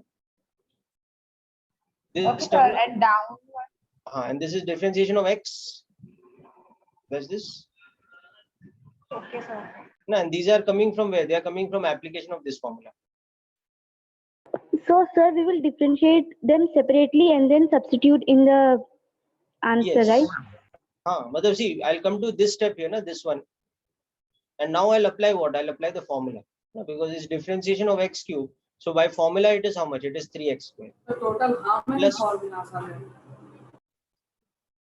Don't worry about how many formulae are there. But for algebraic functions, these are the formulae. Okay. One formula, differentiation of x to the power n, and a few properties, like we've seen 3 of them. Most algebraic functions you can differentiate by using just these 3 properties along with this formula. But then in addition to this, when we come to trigonometric functions, there will be more formulae, because individual fundamental functions like sine, cos, tan. So 6 functions in all, no? Sine, cos, tan, cosec, cot, and sec. So each one has a formula. Sir, could you please discuss the previous assignment that you gave us in today's class? Yes, I will discuss. Okay, I'll come to that in the end. Now, let's just do a couple of more examples of this. That Yeah. A, B, C, which you Sorry, wrote Beta. on the top left corner. A is equal to B plus C. Which one? A is equal to B plus C. So that right one. Top right. This one. That This is just an example that, for example, multiplication in maths also is distributive in nature. No? If you, for example, multiply 2 into 3 plus 4, you can write this as 2 into 3 plus 2 into 4. No? sir, okay. So that's just showing you that it's not just differentiation which has distributive properties, but lots of operations in maths have distributive properties. Okay, not really important for me. I'm just showing as an example. Okay, let's do a couple of more examples of the applications of this. Then we'll come to the worksheet questions, doubts. Okay, so y is equal to, let's say, 3x square minus 2x plus 1. Find dy by dx. Okay, then y is equal to root x plus 1 by root x. Find dy by dx.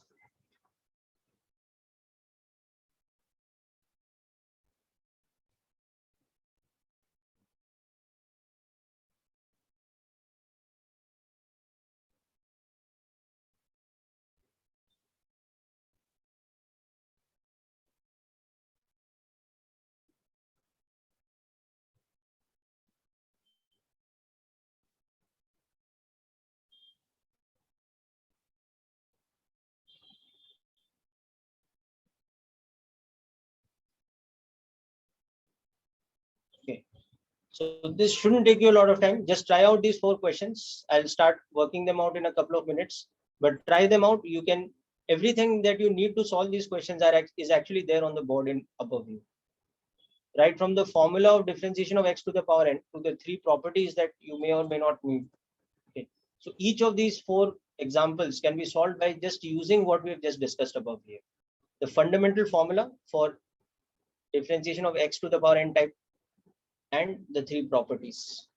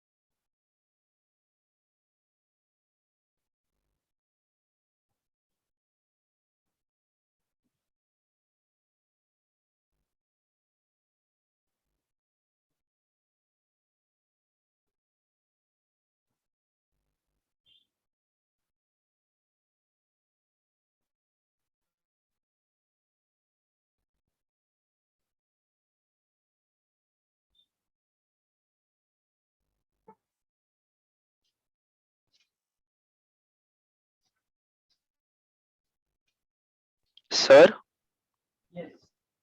sir, can you please Yes. send the PDF of at least the last 2 to 3 pages, because I can't actually write because the screen is blurred because of a network issue. Okay, okay, no problem. I'll send the whole this thing, PDF file by tonight. Okay. I, sir, actually just need this new properties notes because I just couldn't note down because the network Okay. issue started just now. Okay, okay, I'll send it. Yes, Rishita, very good for the first part. Sanvi, correct. Ayan, just a small error. Just go through it once more.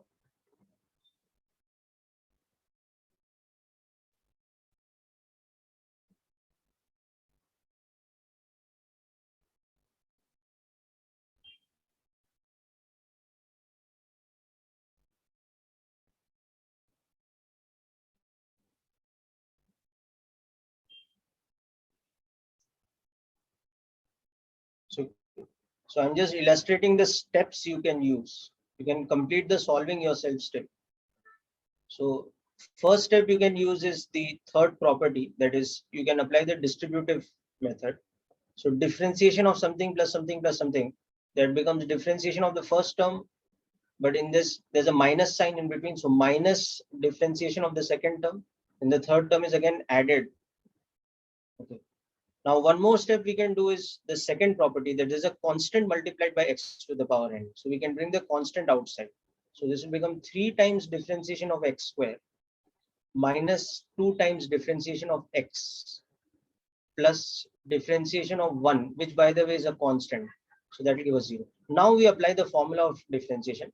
So x square's differentiation becomes 2x, x's differentiation becomes 1, and 1's differentiation becomes 0. So our final answer should be 6x minus 2, as many of you have got. Sir, I not understood the second half. Which thing you didn't understand? Differentiation of 1 is 0, ये वाला part. इसके नीचे sir. This part? Yes sir. 3 into 2. ये तो formula है ना बेटा. Differentiation of x to the power n is n into x to the power n minus 1 na. So differentiation of x cube, n is 3 na. So just apply it. See, differentiation of x square, na, n is equal to 2. So just apply it. See, you'll get 2x. Okay. So just practice out a few questions. I'll be sending you a worksheet also for this. You'll get this.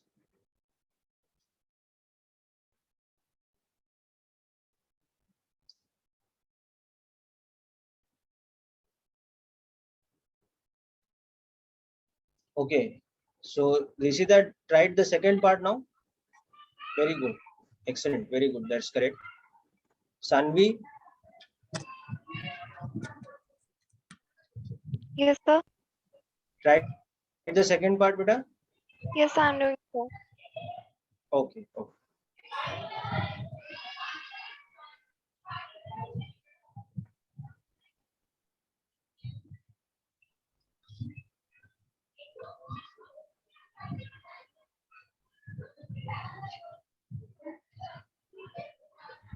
Sir, you just differentiated the x square term and multiplied it with the constant one, right?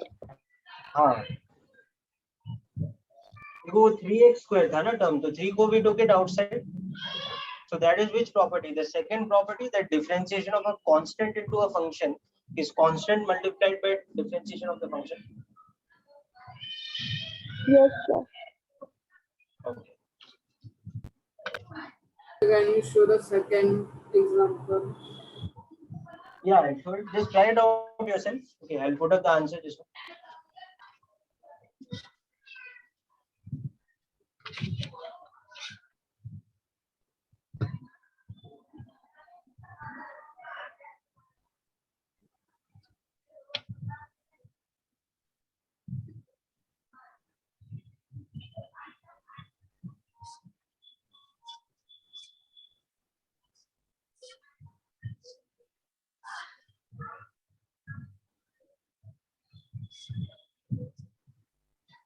अब तो ये आलम है. you.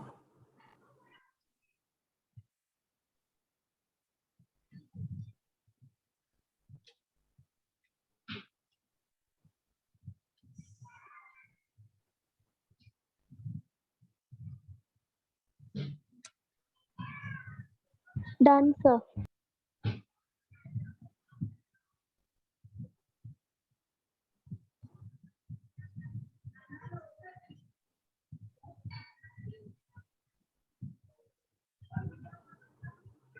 In this d upon saying only two only split up will be there. No, d upon dx is root x and d upon dx is 1 upon root x. So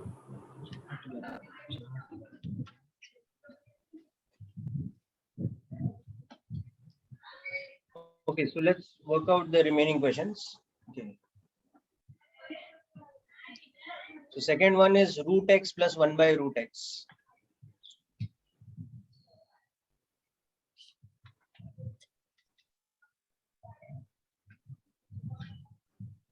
Okay. So first of all, we can express this as, we can express this as x to the power half plus 1 upon x to the power half. So you can also express this as x to the power half plus x to the power minus half. Okay. So dy by dx will become differentiation of, now I'll use this one, x to the power 1 by 2 plus x to the power minus 1 by 2. Okay. Then distributive property. Okay. And then formula nx to the power n minus 1.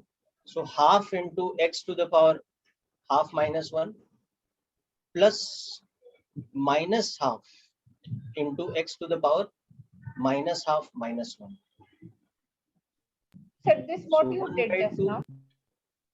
Which step, beta? Half x raised to half minus 1. Formula beta, differentiation of x to the power n is nx to the power n minus 1. Okay. Okay. यहाँ पे n का value half है ना, और n का value minus half in the second one. Okay, so this one we are using this. Okay, so every time we have to repeat that same thing, you know? Just apply that formula. Okay, so the answer on its own is correct here, but we can simplify it a little bit. We can write it like this.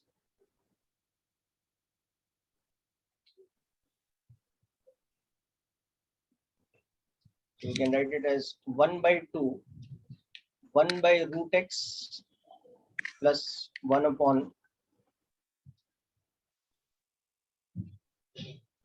x root x also, because x to the power 3 by 2 can be written as x to the power 1 plus half.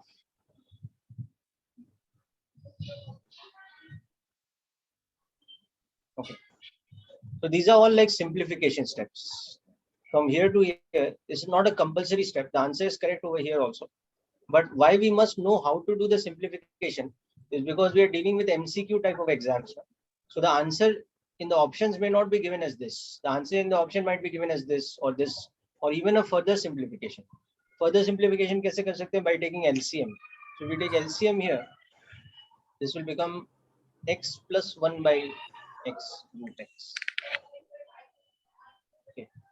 Sir, Yes. sir, in the exam, can they ask us derivation? Oh, just a minute. There's wait a second. There's a mistake on my part. There's a minus sign here. So this should all be minus. Yeah. Sir, I was asking, do they ask derivations in the MCQs? Like, No, beta. You have to come to the right answer na, in the MCQ questions. no, sir. So It's the like, method and derivation are not important. There are only logical type of questions, or there are solving type of questions. okay, sir, got So for it. example, based on what we have learned right now, a logical question might be that if let's say the radius of a sphere is constant, then the rate of change of area with respect to time should be what? So the options will be should be increasing with time, decreasing with time, should be constant, or the rate of change should be 0. So logically you have to give the answer. Or there can be a numerical type of question where the answer is in the numerical form.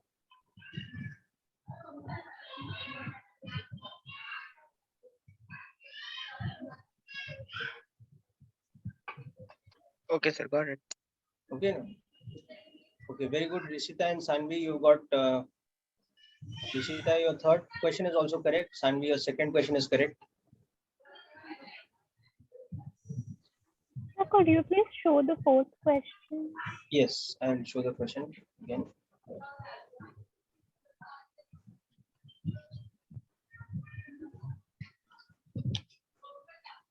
So this is the third and fourth question. Just a second, I'll just copy it down over here. Yeah.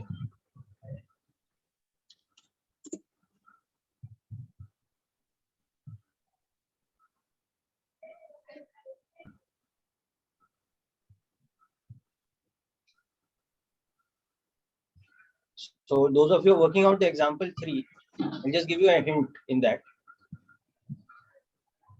Is that x square into root x can be written as x square into x to the power half. So that will be x into 2 to the power 1 plus half, or x to the power 5 by 2. Okay. Similarly, x upon root x is x upon x to the power half. That is X into X. yes, that's root x only. Yeah?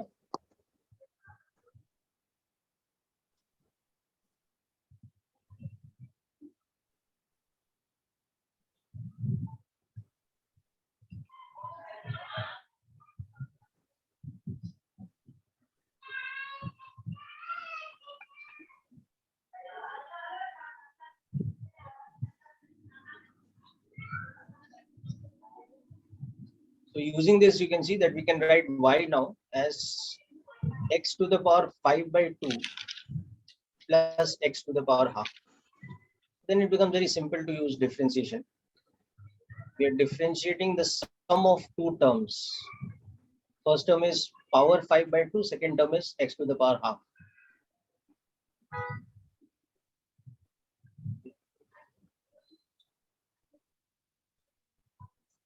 So now we'll use the x to the power n's differentiation formula. So the first term will become 5 by 2 x to the power 3 by 2. And the second term will become 1 by 2 x to the power minus half. So you can leave the answer this way, or we can simplify this a little further. And we can write this as 5 by 2 x root x plus 1 by 2 root x. So to simplify further even, we can even take an LCM of 2 root x. This will become 5x square minus 1, sorry, plus 1 in the numerator. So again, from this step onwards, we are just doing simplification. The differentiation part is over here.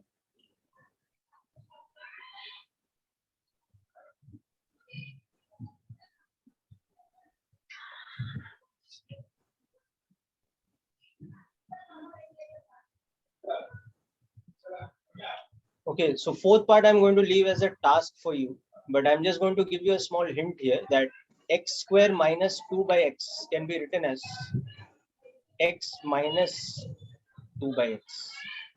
Okay. So express it like this and calculate the differentiation. Now, before we quickly conclude, I just want to see what doubts you have in the worksheet number 1. Okay.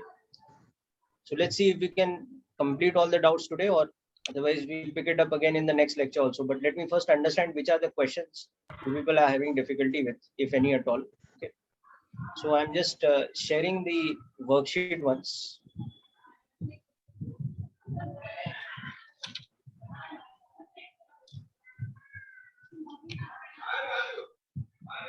For the fourth, Rishita, you're getting, you're talking about the worksheet 1, Rishita? No, sir. What you just gave, I think I made a mistake. Acha. What is the answer you have sent me? I think it was correct. Acha, fourth one you I haven't sent got the answer. 3. Okay. Okay. Nahin, beta. So what will happen now in the fourth one? Okay, let me just go back to that screen. Yeah, so in the fourth one, I will express the function this way. It is x minus 2 by x. This is y. Okay, this is not dy by dx here. Yes, Understood? sir. Okay, so now when you differentiate this, you can see differentiation of x is 1 and differentiation of 1 by x, how we'll do? By using the x to the power -1 formula. Yes, sir. Understood? No? Yes, sir. Okay. So try it out. Okay, we'll do a lot of questions like this in the next worksheet also. Okay, okay, now I'm again coming to the, yeah, if you don't have a doubt in the, so those of you who don't have a doubt in the worksheet, we can conclude, we can conclude the lecture. Okay, just a moment. What happened here?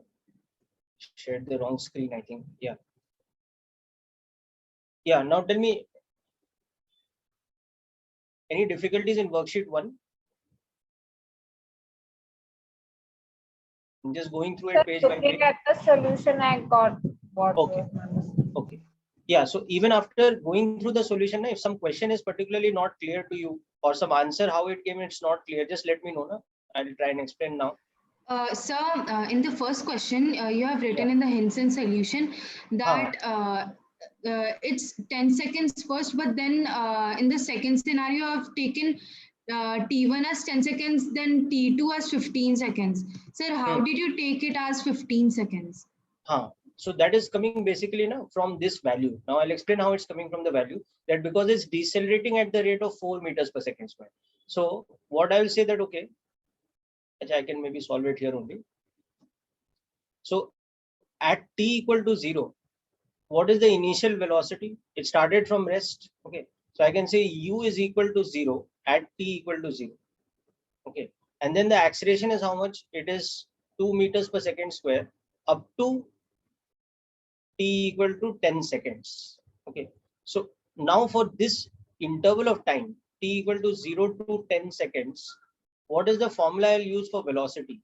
U plus at use kar sakta hu. So it will be 2t as a function of time. Yes, sir. So now if I think of a velocity versus time graph for this specific interval, so if I think of the velocity versus time graph from 0 to 10 seconds, it's a straight line like this because the acceleration is uniform. And at the end of 10 seconds, how much velocity it has got? It's got v equal to 20 meters per second at t equal to how much time? 10 seconds. Correct? Yes, sir. So this value should be 20 in meters per second. Okay. Now the interesting thing, the second part, what is happening? In the second part, how should the graph be behaving? It should be behaving like this. It should be decreasing because there's a deceleration. So Yes, the sir. moment my time has crossed 10 seconds, my acceleration, I'll write it as -4 meters per second square. So -4 meters per second square means what is happening? Every 1 second, the velocity is decreasing by how much? By 4. So after how much time it will become 0? So that we want to calculate. So let's say this time is unknown. So I'll write it as 10 plus some delta t, where delta t is this time interval. You understanding now, beta? Yes, sir. So in this time interval, what is happening? The change in velocity upon change in time, that is the acceleration, that is equal to how much? That is equal to -4. That is given to us. Okay. Now see, what is the change in velocity? The final velocity is 0. The initial velocity is how much? 20. Okay. So what is this telling you? My delta t is how much? It is 5 seconds. So that is why this time is actually how much now? It is 15 seconds. Because the time interval delta t is 5 seconds. No? So after 10 seconds, how much time it takes to stop?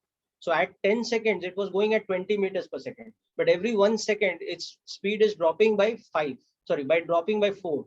So from 10 to 11 seconds, it will go from 20 to 16. Then the next second, it will go to 12. Then the next second, it will go to 8. The next second to 4. And finally, at the 5th second after 10 seconds, that is at the 15th second from the beginning, its velocity is coming back to how much? 0. Did you understood this point? Yeah.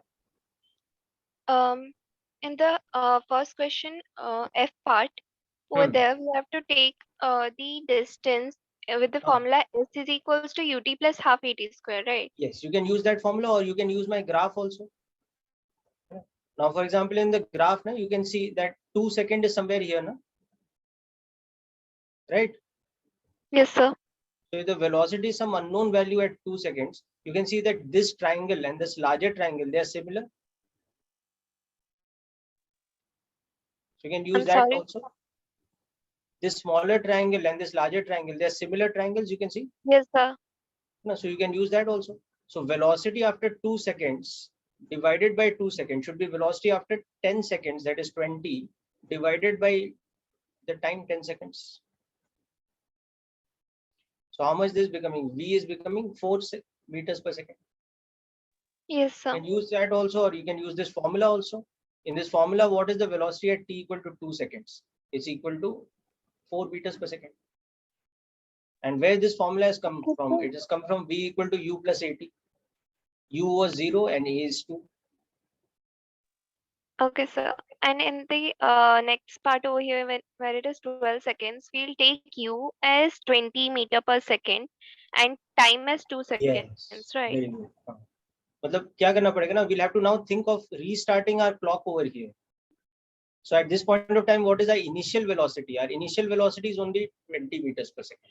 But now our acceleration is how much? It is -4. So now 12 seconds is somewhere here. So what is the time from this reset part? It is 10 to 12. No, it's 2 seconds. So per second, the velocity is reducing by how much? 4. So at the 11th second, the velocity has become how much? 20 minus 4, that's 16. So at the 12th second, it's become another 4 less. So it's become how much? 12. Okay. So you can think of this, we can use this formula only, v equal to u plus at. But now you take the u as the reset value at 20 meters per second. But then the time should be taken as what? It should be taken as 2 seconds. You following this, Brenda? Yes, sir. Okay. Okay. So this question was just to get you used to the idea of graphs and how to look at rate of change in terms of a straight line. Okay. Now instead of the formula method, you could also use the concept of rate of change. So for example, you want to find the velocity at 12 seconds. So you don't need to worry about the first part of the graph. You just worry about the second part of the graph, that it is a straight line which is going from 10 to 15 seconds. The velocity is dropping from 20 meters per second to 0. So now just apply the concept of rate of change. So yahan pe, this is the time 12. So between these 2 points A and B, now apply the concept of slope. Slope of the straight line will be basically what? V2 minus V1 upon T2 minus T1. And that slope is only the acceleration, which is -4. Right now. So now this V2 is not known. So it's the velocity at B, whatever that is. But the V1 is how much? It is 20. And the time interval is how much? It is 12 minus 10. So this should be equal to -4. Okay, are you people able to see this, what I'm writing here? Yes, sir. So now you can see that V2 minus 20 divided by 2 should be equal to -4. So that means this V2 is 20 minus 8 or 12 meters per second. So this V2 is basically what? It is the value of velocity at the point B. And this is the value of V1, which I've taken here. So I've taken this as T1 and this time as T2. So I'm just applying the concept of slope of straight line. That y2 minus y1 upon x2 minus x1 is the slope. And this thing is only the slope. Because whatever acceleration I write, that is the slope of the velocity versus time graph. Okay, so that's another way of approaching the question. Okay, following now, people? Yes, sir. Okay. Yes, So sir. here for instantaneous, we should take like 0.1 or 0.01 values such. Sorry, come again, beta. For instantaneous speed over here in the last two, we should take values such as 0.01 or something like that, right? No, that would be better if you're taking distance versus time graph and calculating the slope from it. No? Here, though, I've drawn a velocity versus time graph only, no? Or a speed versus time graph. So it is just the y coordinate of that graph only, no? Yes, sir. But yeah. If it is a distance versus time graph, and we are then we find out the instantaneous speed over there, right? Yes. Then we have to calculate the slope of the tangent. So, for example, in the same problem only, suppose I'm drawing the distance versus time graph. Now in this case, distance versus time graph will not be a straight line, no? Because it's accelerated motion, right? So Yes, sir. distance versus time graph यहाँ पे कैसा होगा? It will initially be having an increasing slope. So it will be a curve like this till we reach 10 seconds. And then it will continue increasing the distance, but in such a way that its slope is decreasing. So it will be like this now. Yes, sir. So now, for example, 12 seconds is somewhere here. So if I'm interpreting in terms of graph, what is the velocity at 12 seconds? I'll have to draw the tangent at that point, and slope of the tangent, that will be the instantaneous velocity or instantaneous speed. V will be ds by dt. Now, when we come to the chapter of kinematics later, now we'll see that now we'll define two types of velocity or two types of speed in this case, instantaneous speed and average speed. So instantaneous speed will be defined like this, that it is instantaneous rate of change of distance with respect to time, or it is slope of tangent of the distance time graph, whereas average speed is average rate of change. Okay, but of course, remember this assignment was given to you before we came to differentiation and all that. So I just wanted you to solve by this normal method. That is, if I know the acceleration is uniform or the deceleration is uniform, how I can get the instantaneous value of speed by just interpreting the velocity or the speed versus time graph. So for in such cases, like right now I have to first draw such a distance time graph, and to find the speed, I should go with speed time graph. Yes, yes, that would be the easier method because I'm not having to use any new maths, right? Okay, sir. But why it is easy? Because the acceleration is uniform, no? So the speed versus time graph is a straight line. And like if I find the velocity at 12 seconds, I can find the distance with distance, speed is equals to distance upon time. Can I use that formula over there? No, beta, because see, that is average velocity. Distance upon time is equal to speed is which speed? It's the average speed, no? Yes, sir. But what do I have calculated? The instantaneous speed, no? Instantaneous. So now I have to use a different method. So for example, from the graph, if I want to calculate the total distance traveled up to 12 seconds, what is the easiest way to calculate distance traveled from a speed time graph? It's area. Yes, sir.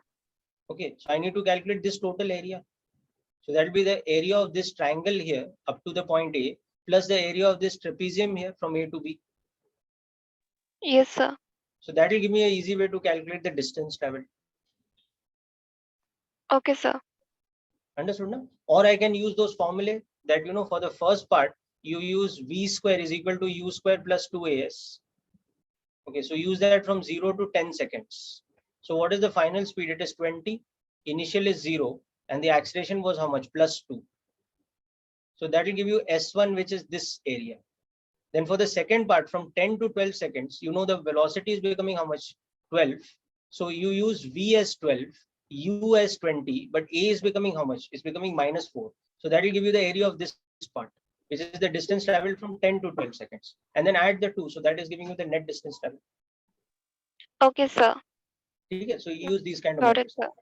Okay, so now you interpret the second question and third question and all this also by a similar kind of method. Like in the second question, you interpret the mass of the volume of water in the tank versus time. Like we have done velocity versus time over here. So that rate of change is also uniform. So you'll see that initially when the inlet is letting water enter, the volume of water in the tank, you can think of this V as volume only, is increasing with respect to time like this. But later, along with the inlet, there's an outlet or there's a leakage of 4. No? So the overall volume of water starts decreasing with respect to time, just like this. Okay, so you interpret it this way and go through my solution again if you're having any difficulty. And next lecture, we will pick up the questions once again of this assignment. Okay. In the meantime, also, if you are going through my solutions and you're not able to understand some part or something is not clear, no? You can always send me a message on WhatsApp. Okay. I will help you out with a hint to that part. Okay, and in the next lecture we will clear that problem fully. Okay. Okay, sir. Thank you, sir. Okay, that's it Thank for you, today. sir. People, wish you all the best. Then. Yes. Yes, sir. Thank you, sir. Okay. Bye, sir. Thank you, Bye. sir. Thank you, sir. Have a nice day. Thank you, beta. You also have a nice day. Bye.